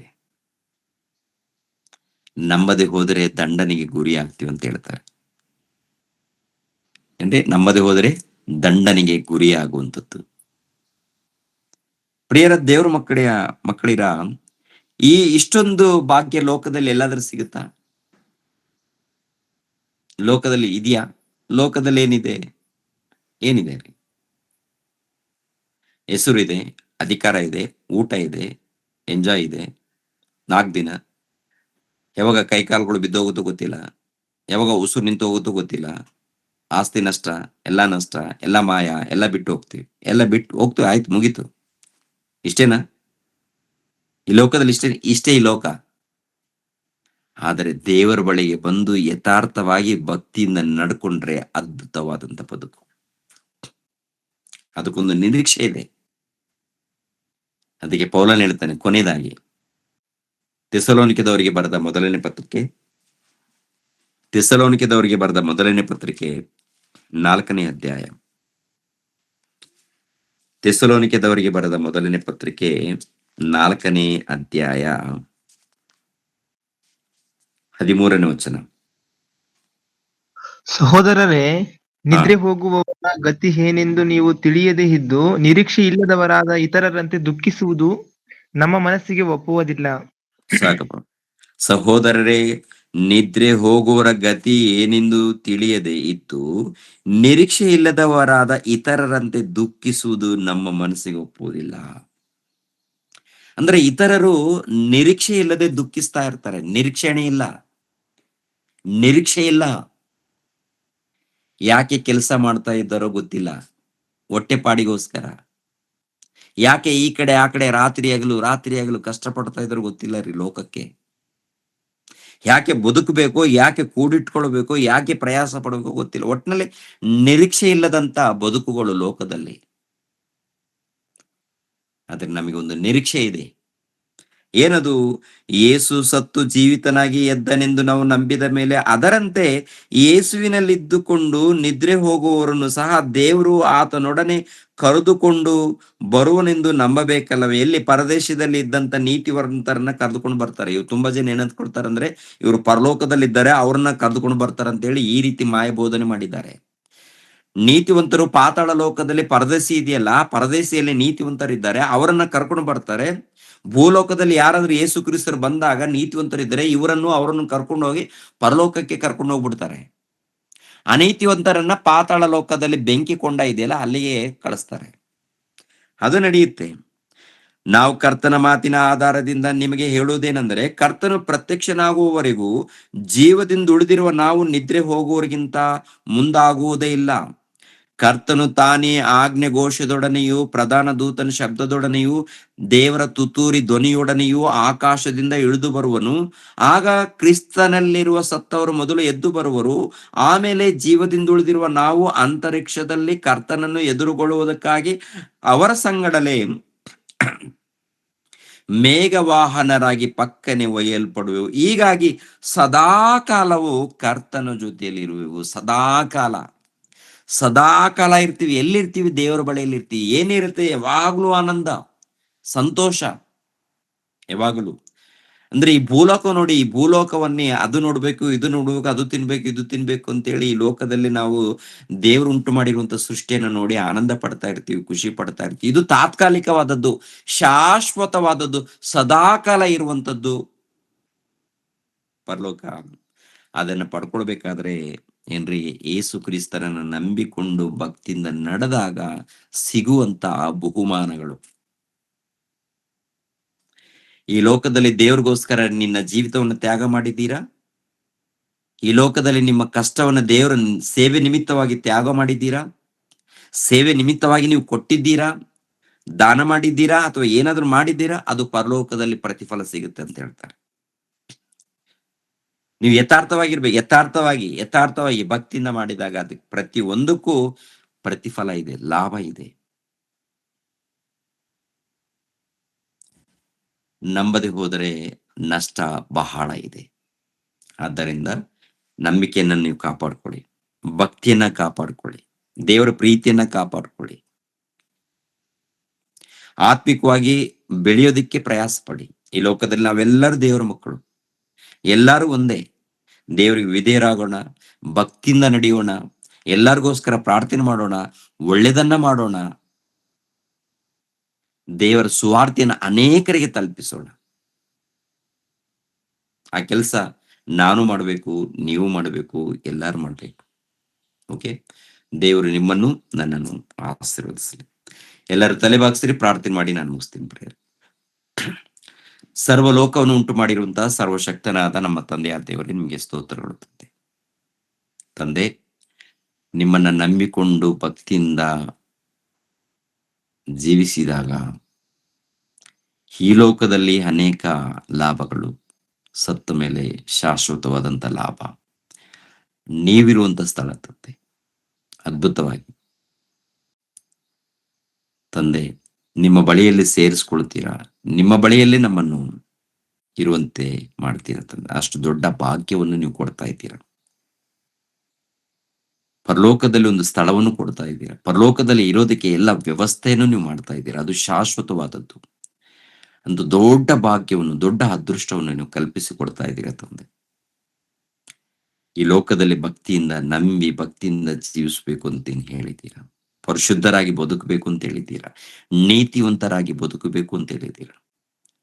ಹೌದು ತಂದೆ, ಹಾಗೆ ಭಕ್ತರಾಗಿ, ನೀತಿವಂತರಾಗಿ, ಯಥಾರ್ಥವಂತರಾಗಿ ಜೀವಿಸುವಂತೆ ನಮಗೆ ಸಹಾಯ ಮಾಡಿ.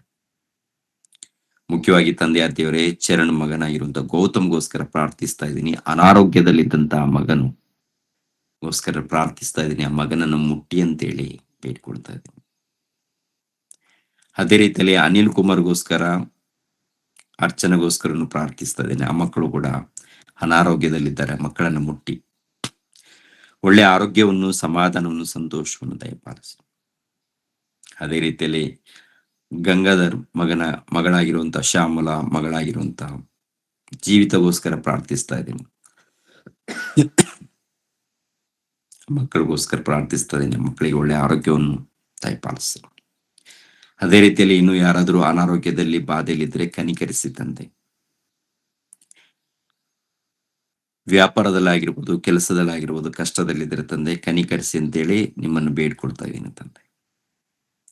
ಪ್ರತಿನಿತ್ಯ ಬೆಳಿಗ್ಗೆ ತಂದೆ ನಿಮ್ಮ ಮಗಳು ರೇಖಾರವರು ಎಲ್ಲರನ್ನ ಸೇರಿಸಿ ತಂದೆ ಈ ಒಂದು ಕೂಟವನ್ನು ಗೂಗಲ್ ಮೀಟ್ ಮೂಲಕ ಏರ್ಪಡಿಸಿ ತಂದೆ ನಡೆಸುವಂತ ನಿಮ್ಮ ಮಗಳನ್ನು ಇನ್ನು ಹೆಚ್ಚಾಗಿ ಆಶೀರ್ವದಿಸಿ.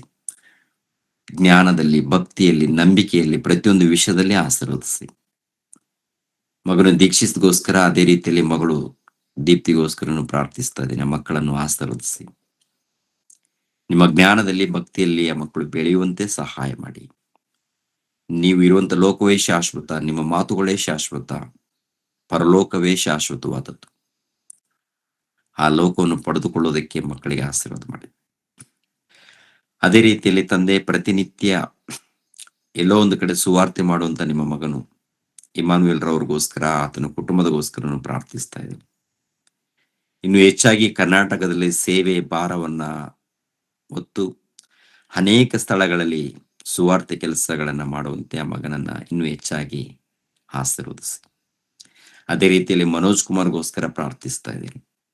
ಯವ್ವನ ಕಾಲದಲ್ಲಿದ್ದಂತ ನಿಮ್ಮ ಮಗನು ತಂದೆ, ಒಳ್ಳೆ ಉತ್ತಮವಾದಂತ ನಿಮ್ಮ ಜ್ಞಾನವನ್ನ ಪರಿಶೋಧನೆ ಮಾಡಿ ತಂದೆ ಎಲ್ಲರಿಗೂ ತಿಳಿಸುವಂತ ಮಗನು. ಆ ಮಗನನ್ನು, ತಂದೆ ತಾಯಿಗಳನ್ನು ಆಶೀರ್ವದಿಸಿ. ಅದೇ ರೀತಿಯಲ್ಲಿ ತಂದೆ, ವಿಲ್ಸನ್ಗೋಸ್ಕರ ಪ್ರಾರ್ಥಿಸ್ತಾ ಇದ್ದೀನಿ. ಅವರ ತಂದೆ ತಾಯಿಗಳಿಗೋಸ್ಕರನು ಪ್ರಾರ್ಥಿಸ್ತಾ ಇದ್ದೀನಿ. ಆ ಮಕ್ಕಳನ್ನು ಬಲಪಡಿಸಿ, ನಿಮ್ಮ ಸೇವೆಯಲ್ಲಿ ಅಭಿವೃದ್ಧಿಪಡಿಸಿ. ನವೀನ್ಗೋಸ್ಕರ, ನವೀನ್ ತಂದೆ ತಾಯಿಗಳಿಗೋಸ್ಕರನು ಪ್ರಾರ್ಥಿಸ್ತಾ ಇದ್ದೀನಿ ತಂದೆ. ಅದೇ ರೀತಿಯಲ್ಲಿ ಜ್ಞಾನರಾಜ್ಗೋಸ್ಕರ ಪ್ರಾರ್ಥಿಸ್ತಾ ಇದ್ದೀನಿ. ಆತನ ಕುಟುಂಬದಗೋಸ್ಕರನು ಪ್ರಾರ್ಥಿಸ್ತಾ ಇದ್ದೀನಿ ತಂದೆ. ಆತ್ಮಿಕವಾಗಿ, ಶಾರೀರಿಕವಾಗಿ ಪ್ರತಿಯೊಂದು ವಿಷಯದಲ್ಲಿ ನಿಮ್ಮ ಸಹಾಯ, ನಿಮ್ಮ ಕೃಪೆಯನ್ನು ಅವರಿಗೆ ದಯಪಾಲಿಸಿ. ಅದೇ ರೀತಿಯಲ್ಲಿ ಜೋಯಿಲ್ ನಾರಾಯಣ್ಗೋಸ್ಕರ, ಆತನ ಕುಟುಂಬದಗೋಸ್ಕರ, ಆತನು ಮಾಡುವಂತ ಸೇವೆಗೋಸ್ಕರನು ಪ್ರಾರ್ಥಿಸ್ತಾ ಇದ್ದೀನಿ. ಅವರನ್ನು ಅಭಿವೃದ್ಧಿಪಡಿಸಿ ತಂದೆ. ಅದೇ ರೀತಿಯಲ್ಲಿ ಆಂಜನೇಯಲ್ಗೋಸ್ಕರನು ಪ್ರಾರ್ಥಿಸ್ತಾ ಇದ್ದೀನಿ. ಆತನು ಮಾಡುವಂತ ಸೇವೆಗೋಸ್ಕರನು, ಪರಿಚರ್ಯೆಗೋಸ್ಕರನು ಪ್ರಾರ್ಥಿಸ್ತಾ ಇದ್ದೀನಿ. ಮಗನನ್ನು ಬಲಪಡಿಸಿ, ಕುಟುಂಬವನ್ನು ಆಶೀರ್ವದಿಸಿ, ಕಾಪಾಡಿ. ಅದೇ ರೀತಿಯಲ್ಲಿ ತಂದೆಯಾದ ದೇವರೇ, ಗಂಗಾಧರ್ಗೋಸ್ಕರನು ಪ್ರಾರ್ಥಿಸ್ತಾ ಇದ್ದೀನಿ. ಹಾಸನಲ್ಲಿದ್ದಂತ ಹಳೆಬೀಡು, ನರಸೀಪುರ ಈ ಗ್ರಾಮದಲ್ಲಿದ್ದಂತ ನಿಮ್ಮ ಮಕ್ಕಳು ಸಭೆಗೋಸ್ಕರ, ಪುಟ್ಟರಾಜ್ಗೋಸ್ಕರ, ವಸಂತಗೋಸ್ಕರ, ಅಲ್ಲಿದ್ದಂತ ಸಭೆಗೋಸ್ಕರ ಪ್ರಾರ್ಥಿಸ್ತಾ ಇದ್ದೀನಿ. ಕನಿಕರಿಸಿ ಇನ್ನು ಹೆಚ್ಚಾಗಿ ಆತ್ಮಿಕವಾಗಿ ಬೆಳೆಯುವಂತೆ ಸಹಾಯ ಮಾಡಿ. ಅದೇ ರೀತಿಯಲ್ಲಿ ಪಾಂಡುರಂಗೋಸ್ಕರನು ಪ್ರಾರ್ಥಿಸ್ತಾ ಇದ್ದೀನಿ ತಂದೆ. ಆತನು ಮಾಡುವಂತ ಸೇವೆ, ಆತನು ಮಾಡುವಂತ ಕೆಲಸ ಪ್ರತಿಯೊಂದು ವಿಷಯದಲ್ಲಿ ಸಹಾಯ ಮಾಡಿ, ಜ್ಞಾನದಲ್ಲಿ ಬೆಳೆಯುವಂತೆ ಸಹಾಯ ಮಾಡಿ. ಅದೇ ರೀತಿಯಲ್ಲಿ ತಂದೆ, ಬೀದರ್ ಪಟ್ಟಣದಲ್ಲಿ ನಡೆಯುವಂತ ಕೂಟದಗೋಸ್ಕರನು ಪ್ರಾರ್ಥಿಸ್ತಾ ಇದ್ದೀನಿ. ಅಲ್ಲಿ ಸೇವಕರು ತಂದೆ, ನಿಮ್ಮ ಮಕ್ಕಳು ಬೆಳೀತಾ ಇದ್ದಾರೆ. ಮಂಗಳೂರು ಪಟ್ಟಣದಲ್ಲಿ ಕೂಡ ನಿಮ್ಮ ಮಕ್ಕಳು ಬೆಳೀತಾ ಇದ್ದಾರೆ, ಚಿಕ್ಕ ಸಭೆಯಾಗಿ ಕೂಡ್ತಾ ಇದ್ದಾರೆ. ಅಲ್ಲಿ ಕೂಡ ತಂದೆ ಕನಿಕರಿಸಿ, ಕಾಪಾಡಿ. ಇನ್ನು ಹುಬ್ಬಳ್ಳಿ ಮಹಾನಗರದಲ್ಲಿ ಅಲ್ಲಿ ಕೂಡ ಸೇವಕರು, ನಿಮ್ಮ ಮಕ್ಕಳು ಬೆಳೀತಾ ಇದ್ದಾರೆ. ದಾವಣಗೆರೆಯಲ್ಲಿ ಕೂಡ ನಿಮ್ಮ ಸೇವಕರು ಬೆಳೀತಾ ಇದ್ದಾರೆ, ವಾಕ್ಯಗಳನ್ನು ಕಲ್ತ್ಕೊಳ್ತಾ ಇದ್ದಾರೆ, ಅನೇಕರು ಸುವಾರ್ತೆ ಮಾಡ್ತಾ ಇದ್ದಾರೆ. ಅದೇ ರೀತಿಯಲ್ಲಿ ಮಂಡ್ಯದಲ್ಲಿ ಸ್ತ್ರೀಯರು ತಂದೆ, ಸ್ತ್ರೀಯರು, ಹೆಣ್ಮಕ್ಳು ತಂದೆ ಎಲ್ಲ ಸಭೆಯಾಗಿ ಕೂಡಿ ನಿಮ್ಮ ವಾಕ್ಯಗಳನ್ನು ಕಲ್ತ್ಕೊಳ್ತಾ ಇದ್ದಾರೆ, ಅನೇಕರಿಗೆ ತಿಳಿಸೋದಕ್ಕೆ ಪ್ರಯಾಸ ಪಡ್ತಾ ಇದ್ದಾರೆ. ಆ ಗ್ರಾಮದಲ್ಲಿ ಇದ್ದಂತ ಮಕ್ಕಳನ್ನ ಆಶೀರ್ವದಿಸಿ, ಆತ್ಮಿಕವಾಗಿ ಬೆಳೆಸಿ. ಅಲ್ಲಿ ಕೂಡ ಸುವಾರ್ತೆಗೋಸ್ಕರ ನಿಮ್ಮ ಮಗಳು ರೇಖರವರು ಹೋಗುವಂಥದ್ದು ನೀವು ಗಮನಿಸ್ತಾ ಇದ್ದಾರೆ ತಂದೆ. ಅದಕ್ಕೆ ನಿಮಗೆ ಸ್ತೋತ್ರಗಳು. ಆ ಮಕ್ಕಳನ್ನು ಬಲಪಡಿಸಿ. ಮೈಸೂರಲ್ಲಿ ಇದ್ದಂತ ಮಕ್ಕಳನ್ನು, ಇನ್ನು ಯಾದಗಿರಿಯಲ್ಲಿ, ಚಾಮರಾಜನಗರದಲ್ಲಿ, ಕೋಲಾರದಲ್ಲಿ, ಈ ಕರ್ನಾಟಕದಲ್ಲಿ, ಬಳ್ಳಾರಿಯಲ್ಲಿ, ರಾಯಚೂರು, ಮಾನ್ವಿ ತಂದೆ, ಇನ್ನು ಎಲ್ಲೆಲ್ಲಿ ನಿಮ್ಮ ಮಕ್ಕಳು ಇದ್ದಾರೋ ತಂದೆ, ಎಲ್ಲಾ ಕಡೆ ನಿಮ್ಮ ಮಕ್ಕಳು ಇದ್ದಾರೆ. ಬೆಳಗಾವಿಯಲ್ಲಿ ಇದ್ದಾರೆ, ಇನ್ನು ಅನೇಕ ಒಂದು ಪ್ರಾಂತದಲ್ಲಿ ಇದ್ದಾರೆ ತಂದೆ. ವಿದೇಶಗಳಲ್ಲಿ ಕೂಡ ನಿಮ್ಮ ವಾಕ್ಯಗಳನ್ನು ತಿಳ್ಕೊಳ್ತಾ ಇದ್ದಾರೆ ತಂದೆ. ಅವರೆಲ್ಲರನ್ನು ಹೆಸರುಗಳಿಂದ ಆಶೀರ್ವದಿಸಿ, ಕಾಪಾಡಿ, ಕನಿಕರಿಸಿ. ಇನ್ನು ಹೆಚ್ಚಾಗಿ ನಿಮ್ಮ ಜ್ಞಾನವನ್ನ ಕಲಿತುಕೊಂಡು ನಿಮಗೆ ವಿಧೇಯರಾಗಿ ಭಕ್ತಿಯಿಂದ ನಡೆದು ನಿಮ್ಮ ಪ್ರೀತಿಯನ್ನು ಈ ಸಮಾಜದಲ್ಲಿ ಪರಿಚಯ ಮಾಡಿ ಈ ಜೀವಿತ ಕಾಲ ಮುಗಿಸ್ಕೊಂಡು ನಿಮ್ಮ ಬಳಿಗೆ ಬರುವಂತೆ ನಮ್ಮೆಲ್ಲರಿಗೂ ಸಹಾಯ ಮಾಡಿ ತಂದೆ. ಕನಿಕರಿಸಿ. ಬರುವಂತ ದಿನಗಳಲ್ಲಿ ಅನೇಕ ಸಭೆಗಳು, ಕೂಟಗಳು ಏರ್ಪಾಟ್ ಮಾಡಿ ನಿಮ್ಮ ಸೇವೆ ಪರಿಚರ್ಯೆ ಮಾಡಬೇಕಾಗಿದೆ, ಎಲ್ಲಾ ಕಾರ್ಯಕ್ರಮ. ಅದೇ ರೀತಿಯಲ್ಲಿ ಗುಲ್ಬರ್ಗದಲ್ಲಿದ್ದಂತ ನಿಮ್ಮ ಮಗನು ಈರಣ್ಣರವ್ರಿಗೋಸ್ಕರ, ಆತನ ಕುಟುಂಬಗೋಸ್ಕರನು ಪ್ರಾರ್ಥಿಸ್ತಾ ಇದ್ದೀನಿ. ಅವರ ಸೇವೆಯನ್ನು ಕೂಡ ಆಶೀರ್ವಾದ ಮಾಡಿ. ಇನ್ನು ಎಲ್ಲೆಲ್ಲಿ ನಿಮ್ಮ ಮಕ್ಕಳಿದ್ದವರು ತಂದೆ ಕನಿಕರಿಸಿ, ಕಾಪಾಡಿ. ತಿಳಿಯದೇ ಇದ್ದವರು ತುಂಬಾ ಜನ ಇದ್ದಾರೆ, ತಿಳ್ಕೊಳ್ಳುವಂತೆ ಸಹಾಯ ಮಾಡಿ.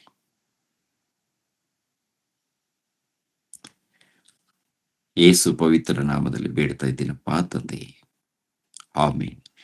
ನಮ್ಮ ತಂದೆಯಾದ ದೇವರ ಪ್ರೀತಿಯು, ನಮ್ಮ ರಕ್ಷಕನಾದ ಯೇಸು ಕ್ರಿಸ್ತರ ಪ್ರೀತಿಯು, ಕೃಪೆಯು, ಪವಿತ್ರಾತ್ಮನ ಅನ್ಯೋನ್ಯ ಸಹವಾಸವು ಸದಾಕಾಲ ದೇವರ ಜೊತೆಯಾಗಿದ್ದು ನಡೆಸಲಿ. ಆಮೆನ್. ಎಲ್ಲರಿಗೂ ವಂದನೆಗಳು.